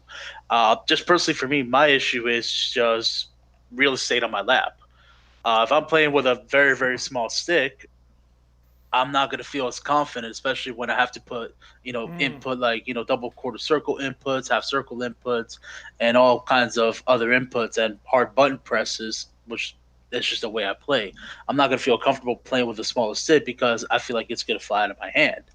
Whereas with the sticks that I own, it sits comfortably on my lap, as I'm sitting, and I have no concerns that it's gonna like fly out of my lap at any point in time while I'm inputting something. But if you feel like that you can manage that, or if like let's say if you're using a small stick, you're gonna be playing exclusively like on a table setup or something like that, or you're gonna bring a table with you and play that way, then yeah, a small stick could end up working out for you. But for me, it's actually more of a convenience to play on a bigger stick, despite you lugging it around, everywhere, because you don't have to worry about it flying off and falling on the ground and being sad and all that. And that makes a lot. It needs to be balanced. Yeah. It definitely makes a lot of sense, and that's one of the reasons, like I said, why we designed ours the way we designed it, because you got people with big hands. You got people that want some, they wanted to sit on their lap and want to have full control over it, and that's one of the reasons why we kind of made it stable like that. Yes, it's a little on that the big plate side. is the best part. Yes, that plate is the best part, because you say, hey, I can, it's stable. It's stable. And like I said, if you don't have a table, if you don't have a table to sit it on, and then even if you do have a table, you still going to sit like this, and it's going to be uncomfortable. So at the end of the day, it's all about comfort level. And what we found, that most people like to play when they have enough space to play, and enough space with fingers apart. They don't want their fingers together. They don't want it's a lot of stuff. And those elbows. Yes, those elbows. Get some elbow room. You know what I'm saying? That's when my family knows I'm serious when we're playing games. I'm like, I love y'all, but give me some elbow room. Exactly. I got to move these elbows. I appreciate the answer to that question. Eric, were you going to jump in here, please? I was going to say, I have a good example that's based on the Red Bull giveaway stick that they're showing. I don't know which way it points. This way. That's a Hori Rap 5. That's one of the first sticks that I bought for PS4. Ignoring the can of Red Bull in the picture, you can see those two little cardboard slats. That's how big that stick is, right? It's about 1.5 feet wide or whatever. On the bottom of it, if you flip it over, it has two little like rubber grip pads that are where your lap is supposed to be. And the version of that stick that I had, after like 3 months of using it, I would slide off my lap all the time. Like, well, why? It's got rubber grips on it. And you flip it over and you can see the metal on the outside is tarnished. So what I did was I just peeled those rubber grip things off and moved them out 3 or 4 inches so they're on the edges of the stick. Now that sits exactly where my lap is. So that stick, which is right in the middle of the road size-wise, it fits in every backpack. It's lightweight. It's not heavy at all. But the base of it is exactly as wide as I need for my lap. Smaller than that, and I have to like squeeze my legs together in order to be able to hold it, and it's super uncomfortable. And if I don't, it'll just slide right off. So a little tiny stick. Alonzo actually has a Mad Catz Alpha that he'll like squeeze between his knees. Like it's really tiny, kind of like he'll just put it between his knees and hold it that way, because it's not going to sit on your lap. A grown man has a much larger lap than that thing, right? It's going to just bobble all over the place. If you ever bought a steering wheel for like a racing game and tried to bolt that to your table, you know exactly what I mean. You steer that wheel and your whole table flips over. You need to have like a leverage of balance. So when you're moving your whole arm to do joystick inputs, you need a little bit of balance to it. It has to have enough width that it's stable for the way that you play. And that's what I mean about the ThumbPro. When we first saw the ThumbPro, the plate underneath it extends to under where your hand would sit, right? That gives it a lot of balance to that thing. Because otherwise, if it were just the button plate, it'd be very little on your lap. But they made the bottom plate 4 inches wider or whatever it is, so that it sits centered and doesn't flop around. So small sticks don't have a fundamental issue other than small. If you can deal with it being small and hold on to it, it's fine. Yeah, overheating, like Josh said, shouldn't be an issue. Your PlayStation controllers don't get hot, and it's the same mechanics inside. Small is only a problem if you got to, you can jam the wires in there, it'll work. It's just a matter of you being comfortable with it and not like flopping all over the place as you're pressing buttons. Awesome. We got several more A ton of feedback coming in on Facebook, YouTube, and Twitch. Thank you all so much. Someone asked how to enter the giveaway. Do exactly what you're seeing other people do. All we're asking for is you to submit a meaningful comment or question on the chat. Did that count as a meaningful question? I feel like that's a meaningful question, right? Oh, that one right there. As far as like how do you submit? No, that's not. That's meaningful. okay. But if you're on Twitch, we also ask that you follow us. Thank you, Toniette Williams, for following. If you're on Facebook, we ask that you like our page. You can also like and share this post for a chance to enter. And then on YouTube, if you subscribe. A couple more points. I'm going to read a couple questions here, rapid fire, and then maybe we can get to them. Get to them all in whatever order you guys think. Jonas Brasco on Twitch said, I have had good luck hitting up pawn shops and getting a decent mid-level stick and modifying it on an as-needed basis. Heyo Taco on Twitch said, have you guys ever considered converting DualShock 4s to hardwired instead of having to deal with wireless or the slightly weak USB port? They also say braided cables on controllers are neat. Let's read a few more here. Jonas Brasco also said, right now I'm trying to find an old Injustice fight stick since it's a cheap way to get an LED board and buttons instead of buying it new online. You don't want those problems. All right, let's get to that in one more second here. TV stick is garbage. Yeah, let's address that because I want to address several of these. We just got so many right here. What's the best way to use a controller? Mainly fight stick, multi-platform, Cronus Max. I've had really spotty results with it, and I have an 18-inch AFS hitbox. I don't think I could use something that small. I think those are our big comments right now. So curious. That was a lot of comments and questions right now. Any responses to that? Never use a Cronus Max. Can you tell everybody what that They're is? usually illegal. Yeah, they are banned in tournaments because you can literally cheat with them. Can you? So for those who aren't familiar with Cronus Max, so Cronus Max is it's how do I describe it? Honestly, it's really bad. It's just an adapter, but it's a signal processor kind of thing. It's plug a stick in that it converts your stick into a different signal. But like I mentioned before, you could take a PS4 stick and convert it to a Super Nintendo if you want to. It's a little USB thing that converts the signal. And Brook makes really good quality, and everybody loves them. Cronus started making the same thing, and they had a bad history of electrical issues and generally got banned from tournaments right away. Yeah. And like I said, on top of that, with the Cronus Max, I know that Call of Duty players use them because it basically converts it from a Bluetooth controller to a straight USB controller. But in the same token, you can literally program cheats into it. So, for example, I know Call of Duty, you can program, aimbots into it, and wall hacks into it. So they generally, for the most part, are not good. I don't recommend using them at all. So what about the question as far as the DualShock 4 and the hardwired versus wireless? For the most part, I think we're recommending wired, but in this case, we're recommending wired when that's the way to send the signal. Because I remember even thinking about like the Xbox, I think it was the Xbox 360 controller on PC that was wireless. You could plug it in for power purposes, but it wouldn't actually transfer. DualShock, I'll DualShock's a different story. I'll speak on Eric's behalf that if you could somehow manage to make a PlayStation controller that's just straight wired and you can disconnect it, that is every TO's wet dream. Like, absolutely 100%. Yeah. Let me tell you how many times Can you explain why that is? Because whenever you sync up a controller, you're not syncing up by wire, you're actually syncing up via Bluetooth. Yeah. So let's say you're done with your match and you leave and you forget to desync your controller and you go to sync up to a different console. Guess what? You're still synced to the previous console, and you probably pause somebody's game in the middle of the match. Yep. Same thing happens in Ultimate. Yeah. And you could get disqualified.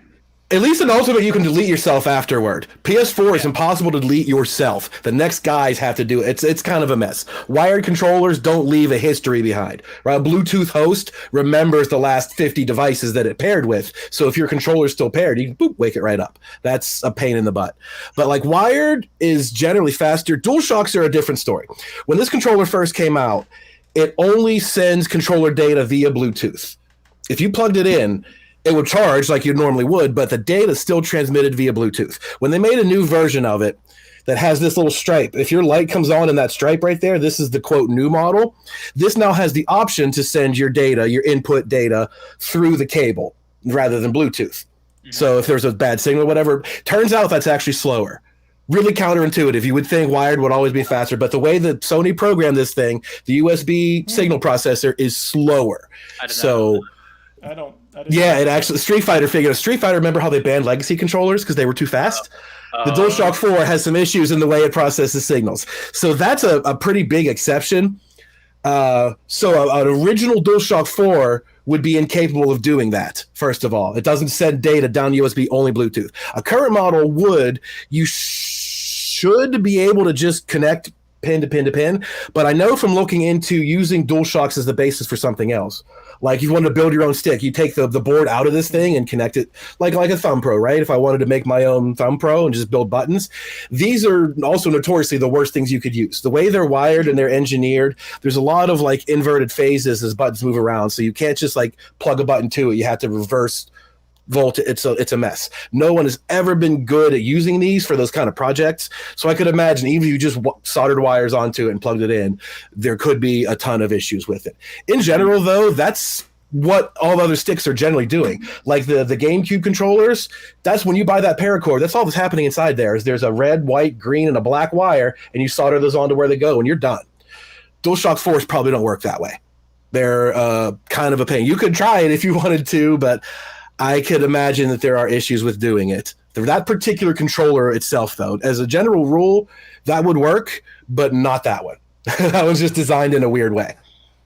That's good to know. Absolutely. We have another comment I didn't know that. We have another comment in Twitch from the Flying Beethical. It says, I'm looking for a controller as universal as possible that would be good for multiple users with varying types of physical disabilities, i.e. arthritis, dexterity, single hand use, etc. Have you encountered any that would most likely be accessible by different types of users, or do you get mod requests for things along these lines? I'll say one thing real quick before I send it off to the experts. Potions and Pixels actually has a program that, unfortunately, due to coronavirus, we had to postpone. But using the Xbox adaptive controllers, if you've seen this is an amazing piece of tech that Microsoft put a lot of meaningful time and effort behind. And it allows people of different physical abilities to play games with different types of inputs, including like breathing, for example, can be an input. It's amazing the level of customizability it has, and Microsoft's committed to supporting it. And from my understanding, it's also supported on multiple other. It's on PC, and I've seen it modded for other platforms as well. Can you guys think of a controller that's better than that, or? No. That's the long and short answer to that question. Yeah, they put a lot of effort, like you said. Yeah, I mean, people could learn to use it, but as far as the design of a controller, like, you could glue a bigger pad onto something maybe so you could press it, if you had like an amputated arm or something. You could move that but like as a way to make controllers, it can be a little tougher. I've seen people that done some amazing things. A pro Street Fighter player by the name of Broly Legs doesn't have good control of all of his digits, but he can take a regular controller and control it with his mouth and his fingers in such a way that he clowns people, and he doesn't have anywhere near the correct number of fingers these are designed for, right? And he's such a great guy, and he's so down to earth. He's just like, I didn't let it stop me. You know what I mean? I just did it. I just found a way to do it, and I did it. But like, it's not that simple for a lot of people. They can't. So as far as like other input methods, no, there's nothing that's being done that's close to what Microsoft is doing, other than just designing like great big buttons on stuff that you could press easily. But it would have to be a custom per person basis, right? Oh, well, they need this, or they can't do this, or whatever. You'd have to design a controller for that. So I don't think there's anything that's close to being what Microsoft is doing with that controller out there. That has an answer for a lot of things that you could just kind of tweak. You could take a controller and use that device with it to cover a ton of needs. I think that's the only thing there really is that addresses that. Yeah, I actually quickly, while you guys were talking, I downloaded an image, threw it in, so we actually have it on broadcast right there.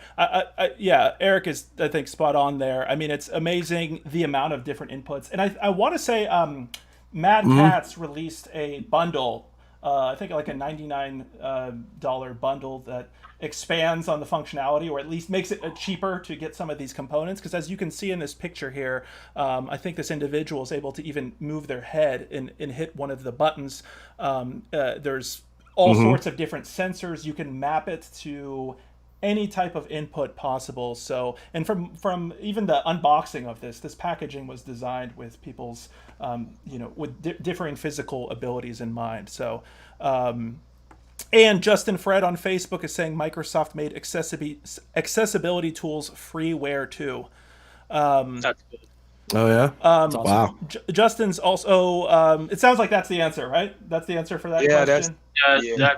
Yeah. I don't think anything's close. Yeah. Justin also had another question here. So if I want to use an Xbox/PC fight stick for PS4, any recommendations for that? Does that go back to a converter? Or what would you all say?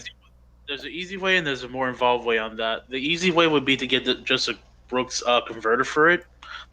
Brooks, like we've mentioned before, sells a whole bunch of different converters that you can just literally plug your controller into it, and then plug it to the console, and that's it. You're done.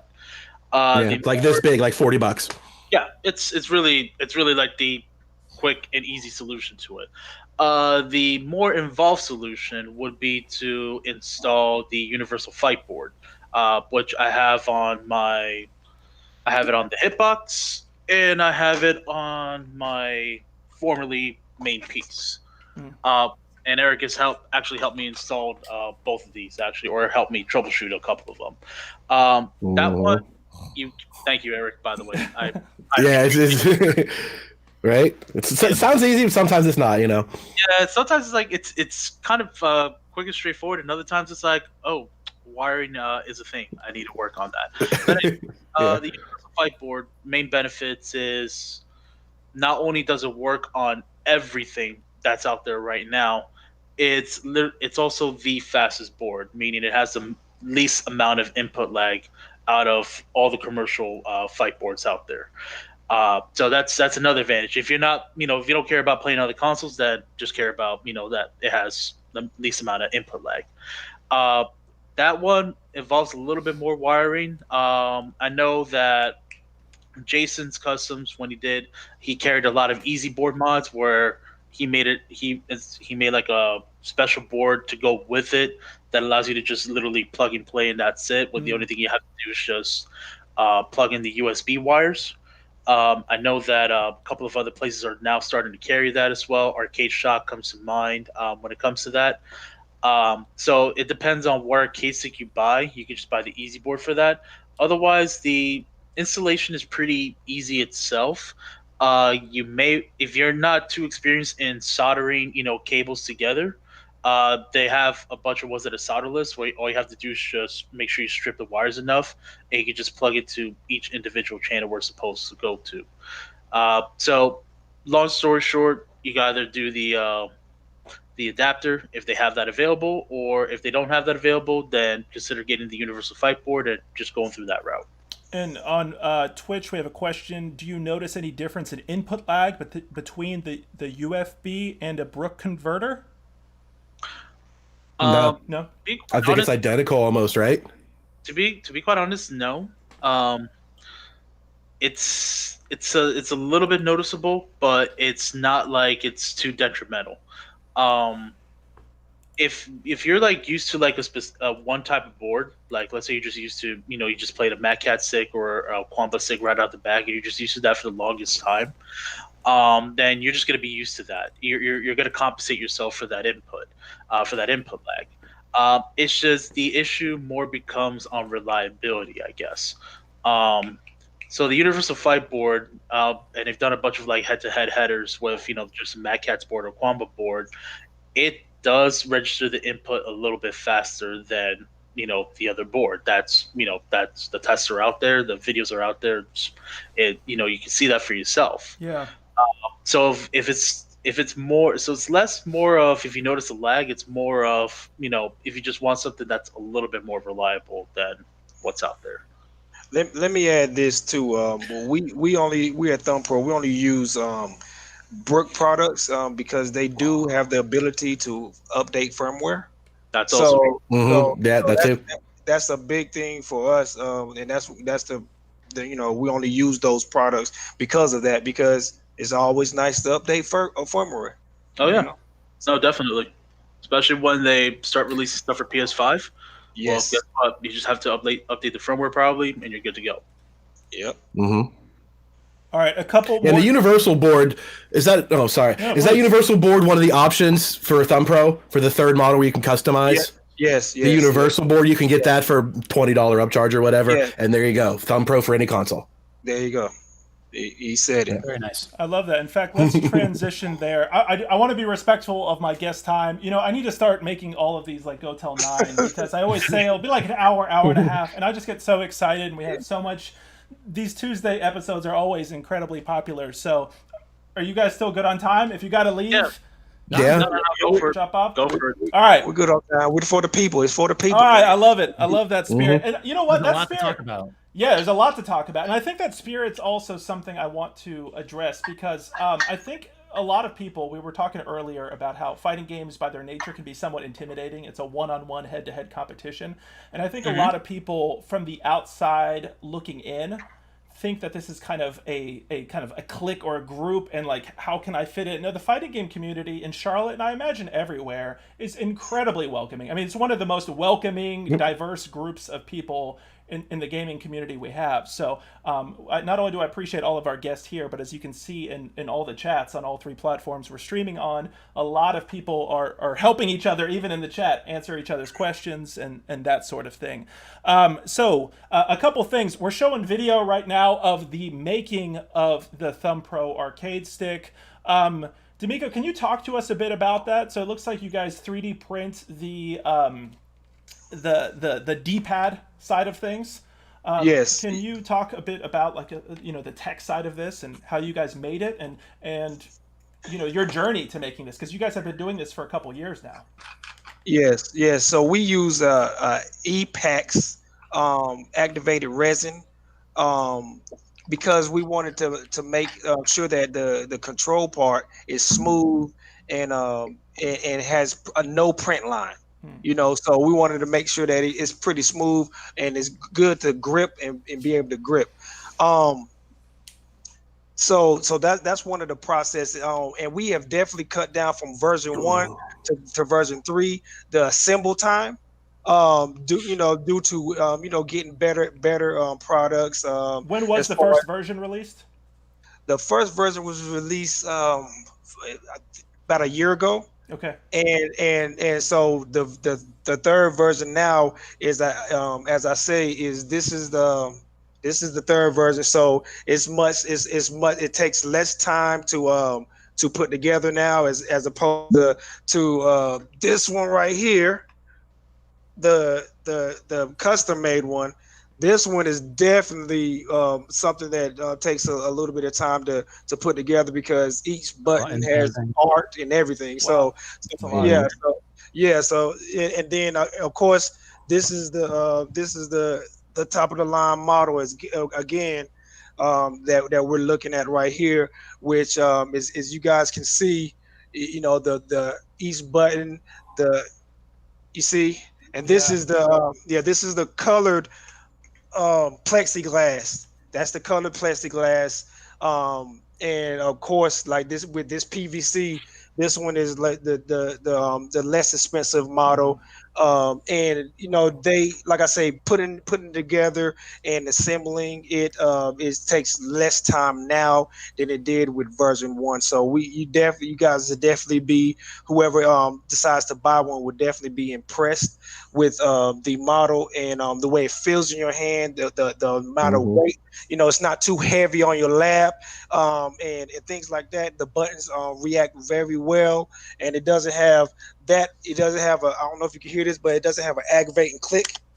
It doesn't have the aggravating click, or it doesn't get stuck. So Each button is active. It's active. Each button. There's no button that just doesn't do anything. So like I say, it's definitely something that people would love. And we should say that both ThumbPro Arcade and MAGE Artisan controllers are both Charlotte area based.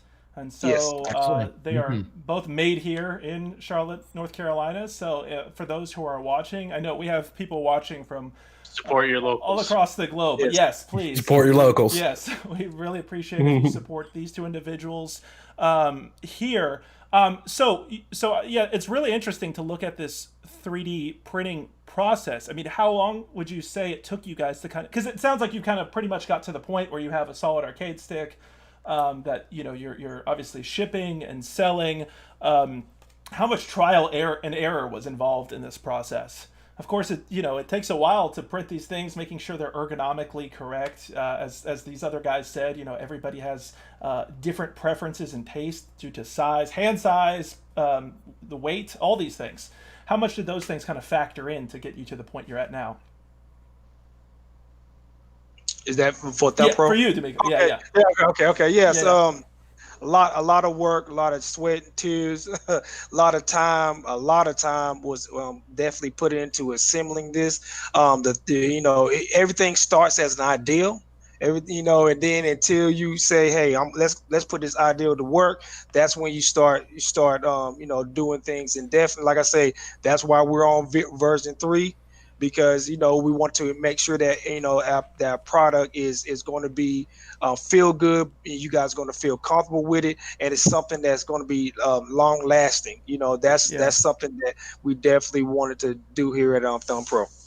I love it. I'm going to go through another set real quick of questions and comments here, and then I got a few more before the end where I want to show you all. Of course, you've seen it before, but PS5 controller video and Xbox Series X controller, which I love Xbox, I'll say, but I kind of hesitated there because it's not really a new controller outside of primarily one button modification. But we'll get to that a little bit. Yeah, little changes. Okay, we have Jeremy on Facebook saying the ThumbPro looks so dope! 3 exclamation points. I really want to test one.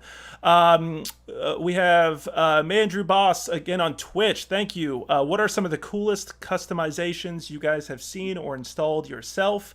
I heard mention of cup holders and flashing lights earlier. Are there unique trinkets or add-ons that have stood out to you? Great question. We'll get to that momentarily. Jeremy, again on Facebook, is saying, I feel like I would like that because I don't really like joysticks, which is why I went with Hitbox. On Twitch, Real Anime Bad Boy said, already ordered one when the beta phase opened up. Can't wait to get my hands on it. Mexecutioner86 says, I'm getting a ThumbPro soon for sure. Jonas Brasco says, that controller part of the ThumbPro looks nice. Do any of you use or make your own 3D parts for your fight sticks? That's a great question. I've heard of people making 3D actuators for JLFs, but that's about it. Real Anime Bad Boy again writing, ThumbPro's the kind of controller I always wanted but never existed. D-pad, but without the uncomfortable rest of a controller. Mexecutioner also saying LED buttons lighting up on press is lit, both figuratively and literally. Yeah. What's everyone's favorite buttons/levers to use for builds? Oh, we got so many questions here. I love you guys. So many questions. Are you guys cool to be out? We're gonna be out till midnight. I gotta tell my wife real quick. Yeah. And tell the kids. We're gonna be here all night. Flannel Jack. So. What was that, Josh? My bed is literally right Okay, perfect. We'll just sleep here and wake up. Keep your questions coming all night, everyone. Flannel Jack on Twitch is saying, I have to head out, but this was dope, and I was mighty impressed by everyone. Good night, y'all. Good night, Flannel Jack. Thank you so much for participating and spreading the word. Good Sport 168 is referencing back to Hey Otaku and saying, for buttons, I've always heard Sanwa. Don't know about levers. So we have a lot to unpack there. Let's do that. I guess we're going to try to do that fairly quick because I want to get y'all's opinions. Nope. Let's do that as quick as we can. All right. But unpack whatever part of that you guys saw there. Anything specific that you guys saw? Have you guys messed around with 3D printing stuff? Or Josh, you were about to answer it. No, I don't have a 3D printer of my own, or do I have like anything that I could program into it. I mostly rely on somebody else that can provide the products for me. Yeah. Yeah. I would say the Hori stick in the giveaway, to talk about that again. I assume it's been fixed by now, but the original version of that stick, those Hori wrap, there's a door where you fold up your cable and like the door closes on it, is the flimsiest door I've ever seen. I've said for like 5 years, when we go to a tournament, if you see somebody that has a Wrap 4 that doesn't have a broken door, I'll give you $1. If you could 3D print those doors and sell them, you would be a millionaire. Some things are just plastic and they break. So, I mean, that would be an amazing resource to have. But the only thing I ever tried to make was, like you mentioned, is like little tiny actuators. I never wanted to like mold a whole shell myself. But then again, if I could have printed one of those doors for that particular stick, I would have. As far as favorite parts, everybody has their favorites. Most people just go on what, everyone says. Sanwa Denshi are the de facto standard arcade buttons. But like I've tried, Josh I know has tried several other options along the way too. This is what I use now. This is a Quanba Obsidian stick that I have changed. I'm trying to get the ring light out of you. There we go. I've changed every single thing there is about it. It doesn't have this start button by default. Like this is the start button, and I hate it. Like, I can't ever reach the thing. So I drilled a hole in the surface and installed a start button and wired it to the board so I could just slap a start button when I want to. This is a Korean lever instead of the default Japanese. They're made out of rubber instead of springs. So anybody that plays fighting games has tried one or the other, they'll know it's a huge difference. It looks the same and the clickies sound the same, but this is rubber and it doesn't boing the snapback like we talked about. Doesn't have that. These are Hori Hayabusa buttons. The newer version of them have like a matte finish, which is very rare. Most buttons are shiny, and these are a tiny little bit shorter. So, I mean, they're just personal preference for the most part, but I go back to Sanwa buttons now, and it's like, it feels kind of like thick and mushy, because I'm used to a button that's much, much shorter and just crisper, if that's the right word for it. So really, and this has lights too on the side. There are blue lights in there, and I always wanted to turn into red lights, but boy, that's a lot of work. I just never got to that point. So I definitely have been around and tried like Japanese sticks. I don't think I could use it anymore. It really frustrates me a lot. I've gotten so used to the Korean stick and the way its tension just feels. The transition period, like we talked about before, took some time, but I don't think I could go back. And most people only like Korean levers like this for Tekken. When it comes to everything else, they tend to prefer Japanese. And I got there. Like, it took a while to learn how to play King of Fighters on a Korean stick. That was not easy, but eventually, I kind of figured it out. So everyone, when you spend enough time, if you tried a second kind of button, you will immediately like one better than the other. But for the most part, 90% of stuff that you buy are going to have Sanwa Denshi buttons and levers pre-built, and those are totally gravy. There's nothing wrong there.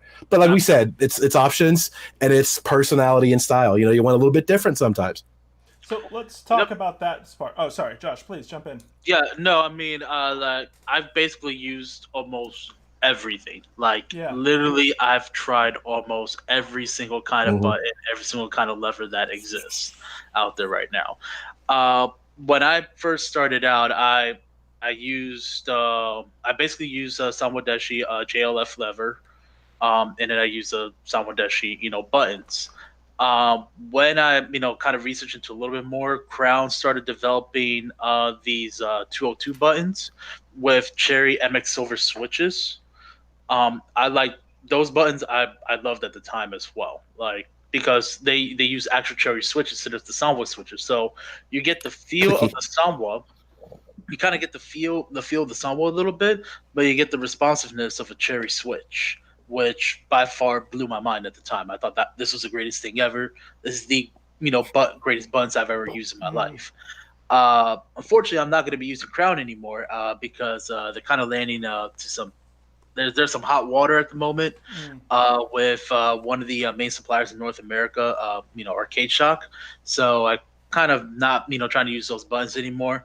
And furthermore, with my current arcade stick that I have right now, I literally only play one game at this point, like that I take seriously, and that's Third Strike. For Third Strike, the only thing they use is Sanwa Denshi JLF and Sanwa Denshi buttons. To try to deviate from that would be really hard because the best way to play Third Strike is on an arcade cap. That is that's by far the best way to play Third Strike, period. And they only use JLF and Sanwa Denshi buttons. To try to deviate from that would be kind of hindering you when you have to go play offline in an arcade setting whenever we are going to play offline. So currently, I'm just using the standard stuff to try to replicate that as much as possible. That way, if one day we ever meet up offline and we play on arcade caps, I won't have any issues, with trying to adjust to something that I'm used to at home, because that's a good it's the same point. thing. Yeah, absolutely. Let's do a couple rapid fire questions here. We have more questions coming in. Hopefully we can get, but let's do some rapid fire stuff real quick. So as far as regular controllers, your standard controllers, not arcade sticks, but regular controllers that we have, readily available. I'm just lifting stuff up here, including Steam controller. I got everything just laying around here. What would you guys? What's your favorite of the modern controllers right now? We'll just do rapid fire. Whoever wants to go. Oh, like just favorite controllers? Yeah, if you just in general. So if you don't have access to an arcade stick or anything custom, what's the one you would go to? You come to somebody's house, or you don't impromptu, and you don't have access to anything. What's the one that you go to? I'll have to take the DualShock 4 for me. Mine was DualShock 3, but 4 I got used to, so it's fine. Yeah. Arman, I think I know your answer. I think I might have heard it there. Definitely a GameCube controller over here. I mean, it's the longest standing controller for a good reason. I mean, it's I think it's perfect. Yeah. But the only problem I would say with the GameCube controller is just the ergonomics of it. After a couple of years of playing a very like technical like Fox or something like that, you can really start to damage your hands. And that's why people have already brought up things like the box, where they're trying to transition more to like a fight stick type of thing. And I think at least the Melee community and the Super Smash Brothers community in general, they're really trying to go over to fight sticks as well. And I would love to see kind of like a combination of the both. But yeah, I personally just love the GameCube controller. Beautiful controller. Yeah, absolutely. Dameko, how about you? I think you might be on mute, man. Mute. Yeah. We're muted. DualShock 4, man, definitely has my respect. I've been using this Elite 2, and I'm not impressed with it. I've paid a lot of money for it, and definitely not impressed with it, having a lot of issues with it. Especially playing first-person shooters and things like that. It definitely doesn't have the I guess it has a lot of lag, pretty much. So, yeah, but DualShock 4 is definitely a much better controller, I feel, than the Elite 2. What about retro controllers here?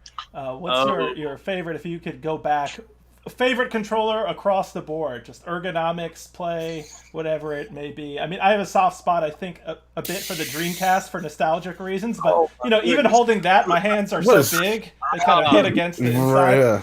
So, God, my hands just hurt thinking about that. Yeah, exactly. So what do you guys think?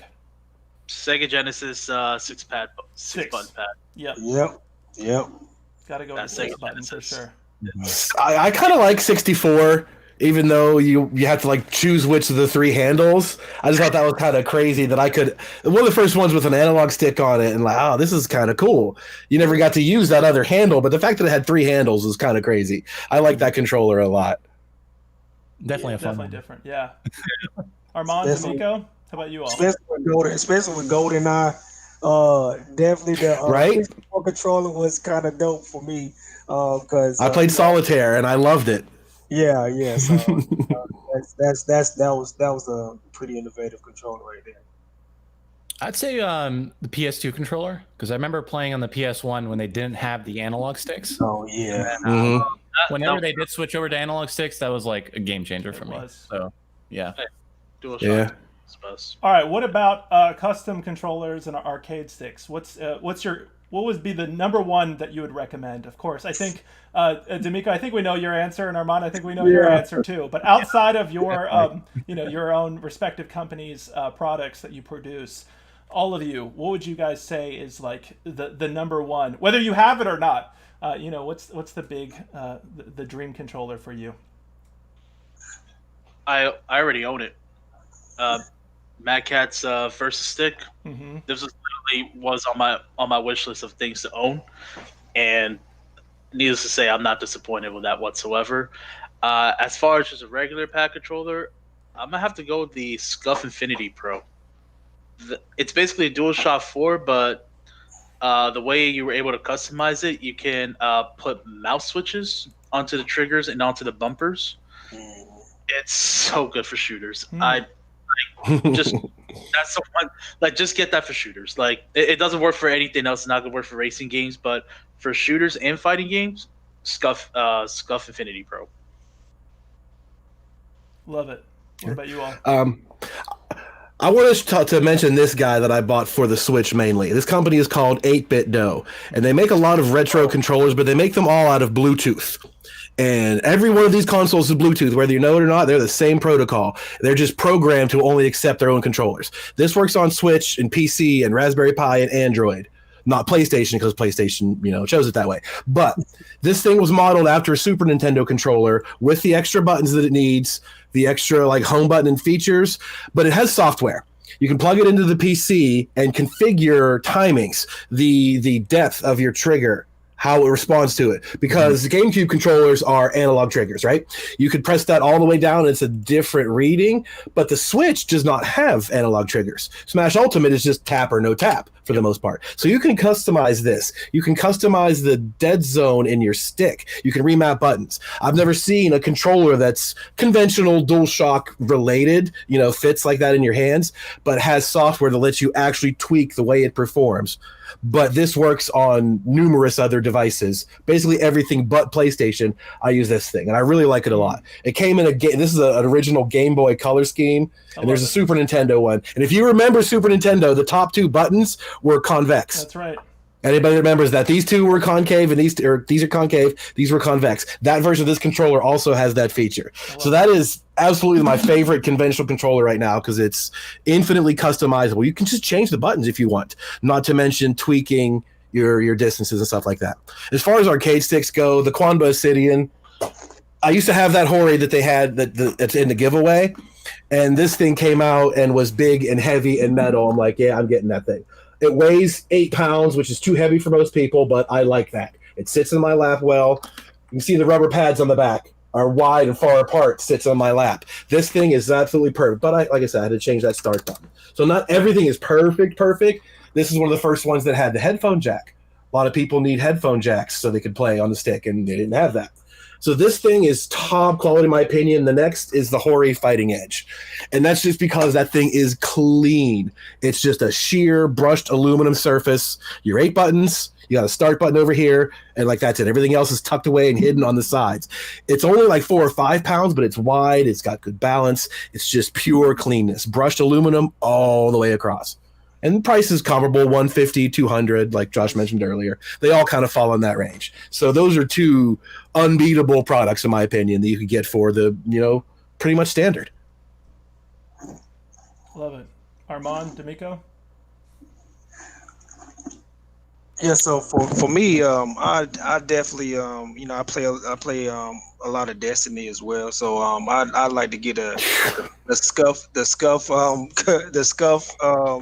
controller.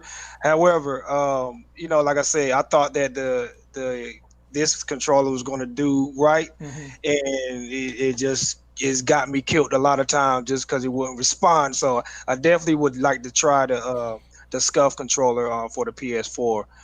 Just to see if it has a better response time and things like that for me. And as far as arcade stick, definitely will work best for me is the ThumbPro, because I have issues with the joystick. So I think I play with the D-pad a lot better. That's just me. I play with the D-pad a lot better. So that's the reason why we came up with this product, because we couldn't get acclimated to the joystick like we wanted to, and we were really good fighting game players. So it's just for me, it's a lot convenient for me. But yeah, that's what I would definitely do. Great. Arman? For me, I'd probably suggest the box. And apart from the GameCube controller, if people are having some issues with the analog stick and they have really bad thumb issues, like the maker of the box had, I would definitely suggest them, just because it's a great alternative for people that are coming from other fighting games to get into something like Super Smash Brothers, because you'll be able to use the buttons and everything like that if people are really aren't acclimated to the buttons on the GameCube controller.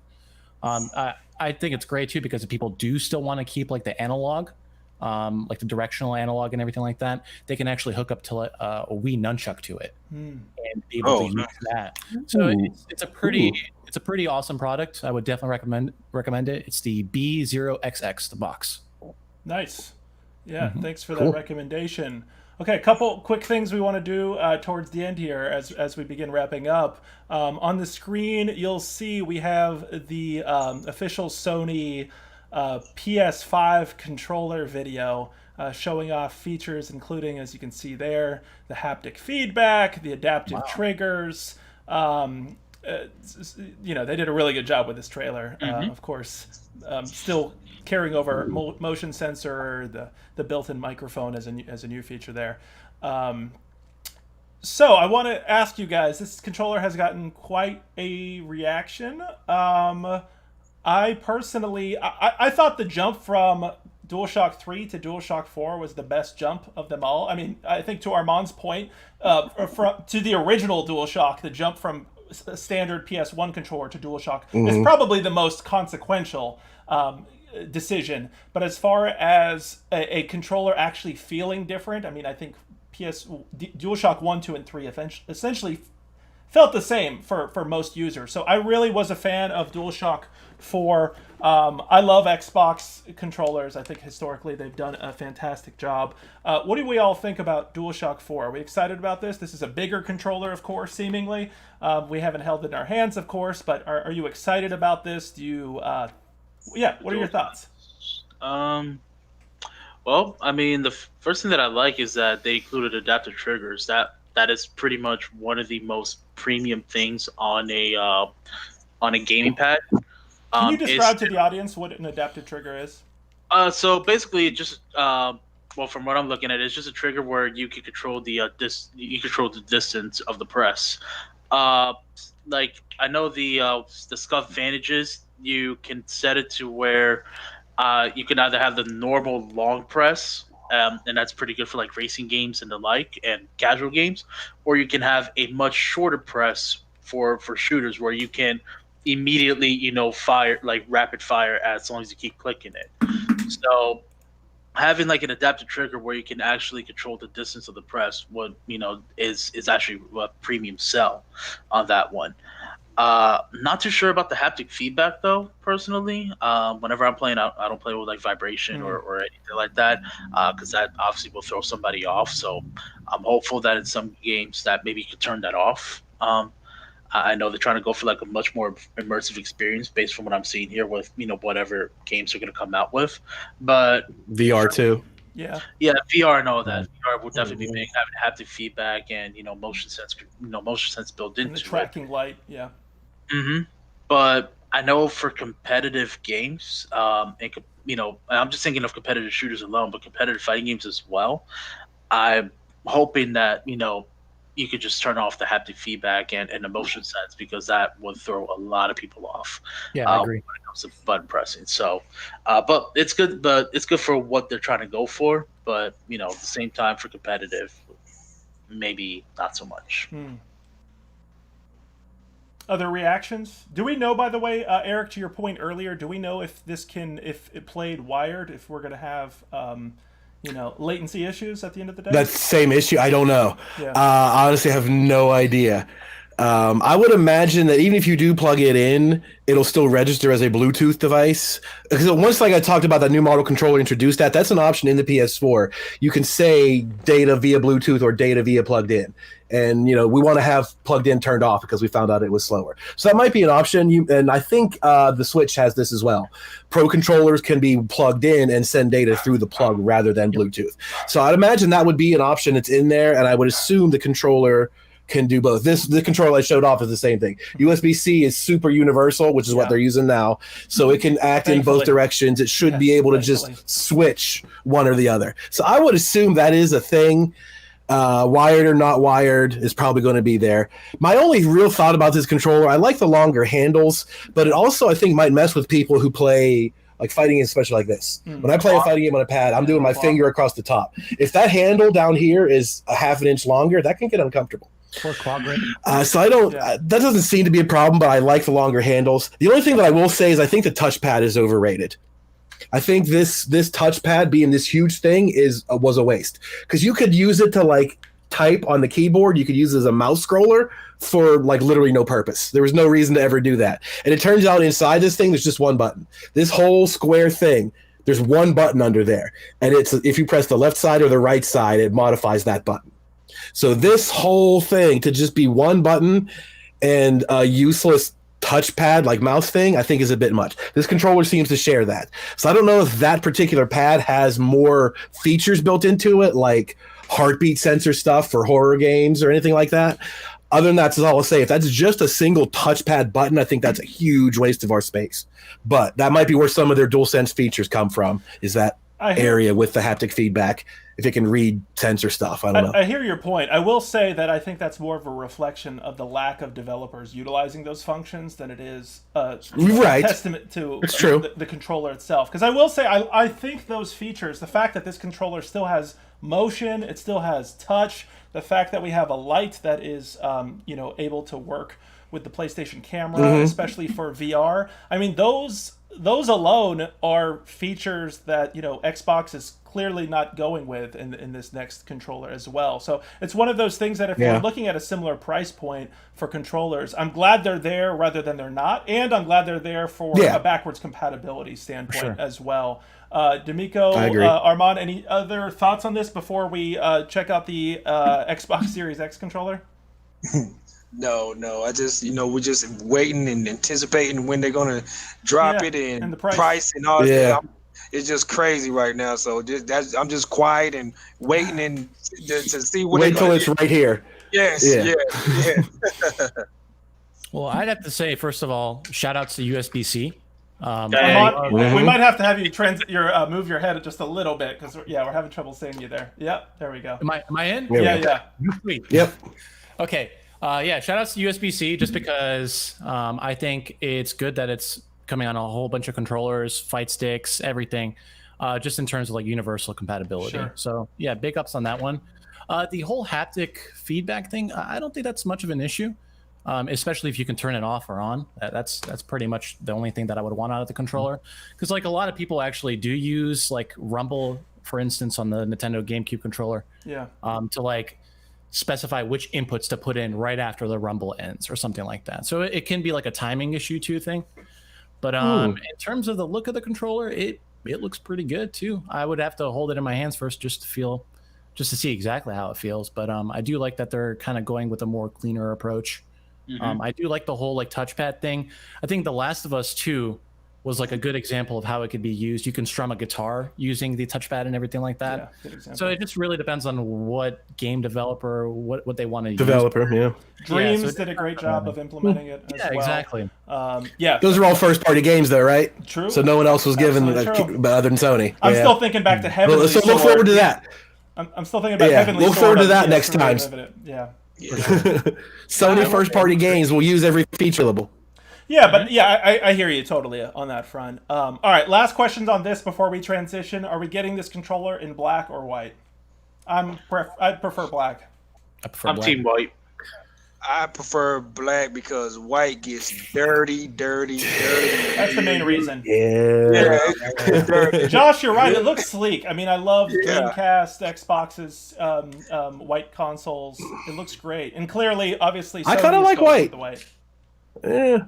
I kind of like white. I'm okay with it so far. If it comes in different colors later on, and like the console has shells to come off for different colors, I like to see what they got. But I kind of like white. It's new. It's different.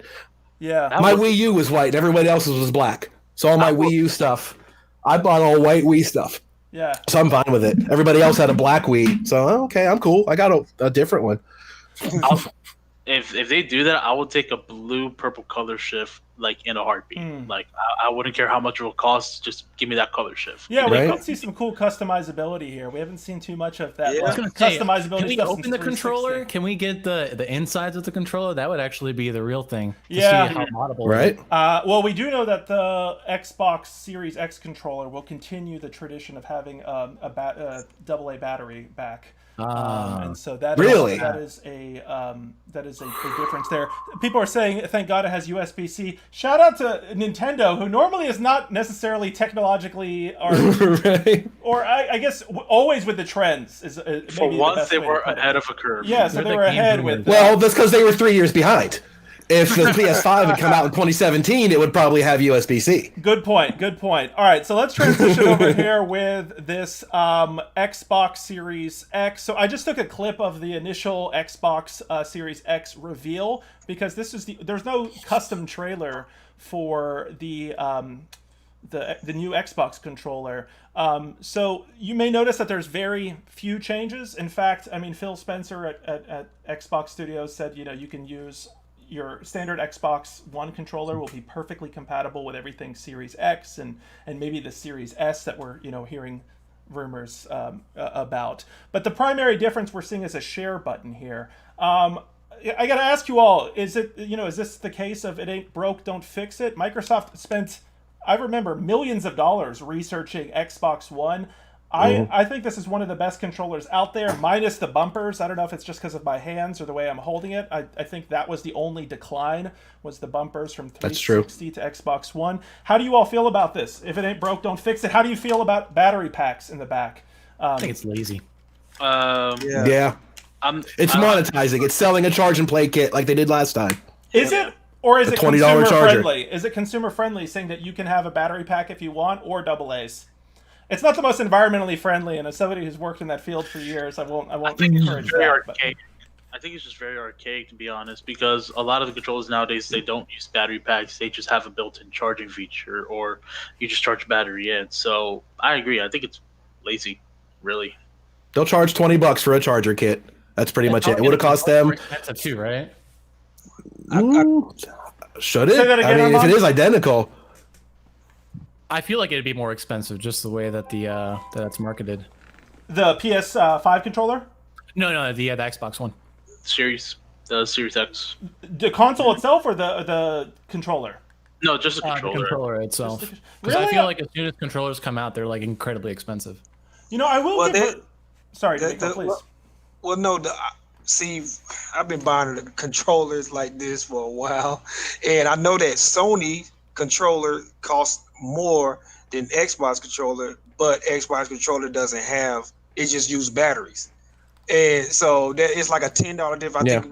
I think the PlayStation is $59.99 or 64. And 65, yeah. 65, yeah, and then you got the $50 Xbox controller, and I don't like the fact that you got to put batteries in it. I never liked that. I've always liked to be able to just charge my controller up, because that prevents you from buying batteries or battery packs. And some of the battery packs are not made by Microsoft, or some of them are made by Energize or something like that. So it's just those things. Now the Series X, the Elite 2 came with built-in battery, so that's one of the good things about the series, not Series X, but the Elite 2. It came with built-in a charger too. Actually, for the pack that it come in is a built-in charger as well. So you got a bit of, you spend a little bit of money, you get premium, certain things. It's like a $200 controller, isn't it? Yeah. It is definitely a $200. Yeah. It's $179, $180 plus tax, about $200. Yeah. So Yikes. I mean, every feature is going to add $5 or $10 anyway. The DualShock 4, because this is $65 because it has that speaker and it still has gyro. Remember how they used to say they couldn't do rumble and gyro at the same time? That was and last then they did, generation, and they, right? That was their quote. And they charged $10 more for that. So Yeah. now we jump up another $10 because we have an extra touchpad button. We have this thingy and it's got a speaker. The DualShock 5 is probably going to retail at $70 because it also has the microphone, etc. The Xbox controller might stay at $50. Yeah, that would be the main reason I think they're doing batteries, is if they keep that price point at $50, people are going to opt to buy that for PC or anything else as well because, I need a controller for, $70 is $50, done. And then you turn around and pay $20 for your charger pack. It's a zero-sum game. But I think the price point of $50 on the shelf will work gangbusters if that's what they're going for that controller. Yeah. And if that retails at $60, then I think they just wasted their time. Just put a Li-on battery in it. And I should say there's a few other subtle differences. But to also play devil's advocate here, there are individuals that like the idea of changing out battery packs rather than having to plug your controller into the system to rely on charging, right? So there is a Who are these people? I think I would. They're there. They're there. I would actually like to meet them. I wonder if they're in our chat because I think Phil Spencer made that point. I will say my kind of last point for this because I've been talking to a lot of people lately about like having a debate about next gen kind of strategies. I do think that Microsoft has taken a generally overall consumer friendly approach with a lot of the decisions they make, and I think the fact that they're like completely backwards compatible on the controller side. There's a lot to be said about that you can go into this next generation with your old controllers without having to make an upgrade. Hell, the way they're doing it right now, Phil Spencer's talking about you can still play on your Xbox One, whether it's an X or an S or an original, and still get some of those next gen experiences. So I think there's something to be said about that as well. Agree. For this, are you guys excited about this? Are you all getting Series X? If it comes in different colors, are we going same choices in black and white or what? I'm actually just gonna join PC Master Race and call it a day. Yes, there we go. Yeah. Like I'm tapping out. I'm tapping out of next gen for now. Like as much as I'm excited about obviously getting new games and new consoles. Yeah, at some point you gotta take a step back and realize what will actually give me the most experience and most benefit out of both of them. Back then it made sense to buy consoles because even at like the higher price points like 300, 400, what have you, that's still you get basically the similar experience as you would with a premium PC. If we're talking like $700-$800, $900, potentially $1,000. I don't think it'll be that high. I don't think we are. I hear you, but I don't think we are. But yeah. But I know some of the special editions are they're going to start getting up there. Yeah. We don't want to. Yeah. I mean, we've heard rumors like $500-$600 in that range, right? If it's like that price point, then getting a console still makes sense, especially for budget gamers and gamers that are looking, to get into gaming, but they don't want to show a whole lot of money. But if we're gonna go above that, just spend the money, get a PC gamer. This is so wild to me. I remember like in the early 2000s when you saw this like exodus of these AAA like PC developers. Peter Molyneux and a lot of people jumping to Xbox and taking things that were PC focused and taking them to console. I don't know if you guys remember that era, but like the death of the PC was like the headline all the time. It was a depressing time to be a PC Epic. Well, that came from Epic. Yes, true. Right? True. Unreal moving to consoles instead of being Unreal PC shooters. I remember that was a big move. This day, the reason I'm not the biggest Halo fan is honestly like an emotional thing where I remember PC Gamer had an article about like 100 reasons why 100 things that are going to save PC gaming, and Halo was listed as those, and Microsoft swept in and then made it a console exclusive. Eventually it was obviously ported. I hate exclusives. Yeah. The fact you can't play the Final Fantasy VII remake on the PC is just such a detriment. It really is. We hate it. Sony loves it. Exclusives have never been consumer friendly. The point you said, Michael. Consumer friendly is accessibility. Sony has been the opposite. They own studios. They have first party titles that kick ass. That exclusivity is what's dominating the market, hands down. And we hate it. So if you want to get, I'm with Josh. I don't want to buy one of these. I'd rather spend $500 on my PC to play all of those games except Sony games. Or on the Switch. But as a tournament organizer, obviously I'm gonna have to buy several of these, and I'm gonna wait as long as possible till I need a PS5 for fighting games. Otherwise, honestly, if the Xbox is more powerful, the last report I heard is that the PS5 is having issues with graphic overhaul power, that it's having a hard time pushing 4K on first party engine, and that's a bad sign this late in the game. So if the Xbox comes out more powerful, significantly more powerful again, and 100 bones less, I might switch back to Xbox if console were my first thing on mine. But $500 to me sounds like buying, a 2060 video card for the PC. So we also have, the only thing Sony has is their games. Yeah. Sony first-party games is the only decider. Other than that, they're just dumb computers for half the price. And to y'all's points earlier, we're seeing a high level of a high amount of fighting game players go to PC, which would have been unthinkable a decade or two ago. Honestly, 5 years ago, yeah. I still remember when, I don't know, maybe this is definitely showing my age. We'll see if anybody can remember this, but I remember when Sega launched their PC service, HeatNet.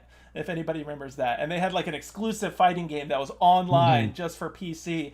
And, for the most part, PC ports of fighting games, historically, if you even got them, they were pretty shoddy. And it was not the best. And to hear now that PC is becoming a primary source for a lot of players is, as a PC player, it's remarkable to think about that. PC revolutionized Melee. I mean, they actually modded the game in such a way that you can now play online matchmaking inside of the emulated game. It's unheard of for a 15-year-old game like that to be modded, to have online multiplayer, even better than Nintendo's current Smash 5. Shout out to Parsec. Look at Parsec turning the world on its ear right now. Bro. Back then, it's a shell. It's a netcode shell, and it's better than everything you have. That's wild. The netcode. Big example is shout out to Rollback. 3. Yeah, shout out to Rollback. Indeed. Shout out to Fight Game. Because back then you wouldn't even think about being a serious Third Strike player or Alpha 2 player or Super Turbo player on using just playing the online emulator. Now, with 5K2 out, it's pretty much the go-to thing now. It's pretty much the go-to platform. All other platforms, for Third Strike are pretty much close to dead or pretty much on the ground. And it's all thanks to Fight too, because they use rollback and the game works. So PC. Yeah, it's a different world. PC has come back hard. It's amazing. I absolutely love it. We have several comments here. Everything is just getting released on PC eventually now anyways. I can't be spending $700 just to play 1 or 2 games. LOL. If there's a good PS4 trade-in, I'll now... Unless it's Bloodborne 2. Well, hey, I feel ya. It depends on the fighting game for me. My PS4 is collecting dust because of PC. I only ever get a Sony console for the 1 or 2 super niche games that are lucky if they even make it stateside to begin with or get an Asian release with English subtitles. This is something I think we could talk about forever. We've gone way over time, and I've really enjoyed this conversation. Guys, this has been absolutely incredible. I would love to have you all on as guests in future episodes that break down other things. I could talk about the console wars and PC and so many other facets of this industry ad nauseum. So I want to thank all of our guests, all of you who are watching on Twitch, Facebook, YouTube right now. Please clap it up for our guests. Honestly, they survived the gauntlet here. We've been talking for about 3 hours now, practically. And we've had a really, really enjoyable conversation. I really enjoyed it. Thank you all for submitting your questions and comments online. We have a lot to comb through. I can't wait to get that arcade stick provided by Red Bull shipped out to one lucky winner. So you should be hearing soon. And I think, unless there's any last words from our guests, I'm going to do our final... I'll show our future events, and I will be sharing links to all of the things described. So plugs, yes, go around and plug. You gotta do that. So make sure if you are not following all the people here, whether it's their personal Twitch pages or their company's pages, I will follow up with a social media post tomorrow. Or if you look in the event description, better yet, look in the event description right now. Right now, and you will see all of their information. Make sure to follow, subscribe. I don't have a SoundCloud though. Sorry. Album to be dropping soon. Once Josh gets that tattoo on his face he's been talking about for so long. Awesome. All right, as we roll out, I'm gonna as you guys say goodbye and I end this here, can I get the top game you guys are playing right now? Hyper fast. Third Strike. Melee. Just played it. Devil May Cry 5, I just finished, so I don't know what I'm playing now. My man. Very nice. I love it. I don't know what to do next. Mortal Kombat 11. I'm on that. All right. Awesome, man. Awesome. Yeah. Awesome. Thank you to our guests. I'm about to do the outro with all of our future events. I will be hitting up our guests online right after this. Again, give them a round of applause, and we appreciate your time, and we will be talking to you soon. Thanks, everybody. All right, everybody. Thank you so much for tuning in to Custom Game Controllers presented by us, Potions and Pixels. We want to thank our sponsor, Lowe's. Lowe's has been just an amazing community partner. You've seen them sponsor all of our big activities, all this video series that we've been doing and will continue to do over the next couple months. We really appreciate their support. I want to quickly go back and look at some of our future events, or let's start by looking at some of our past events. If you enjoyed these types of conversations, hey, take a moment to, like, follow, subscribe. It only takes a second. It means a lot to us. Honestly, you ask yourself, do I have a Twitter? Do I have a Facebook? Do I have Twitch? Whatever it may be, take a moment to like, follow, subscribe, and spread the word. We really would appreciate your support. I see, what city are you in? I don't know if that's directed towards us, but we are based out of Charlotte, North Carolina. Let's go through some of these other great conversations we've had recently. We had Black Voices in Gaming 2 weeks ago. You can still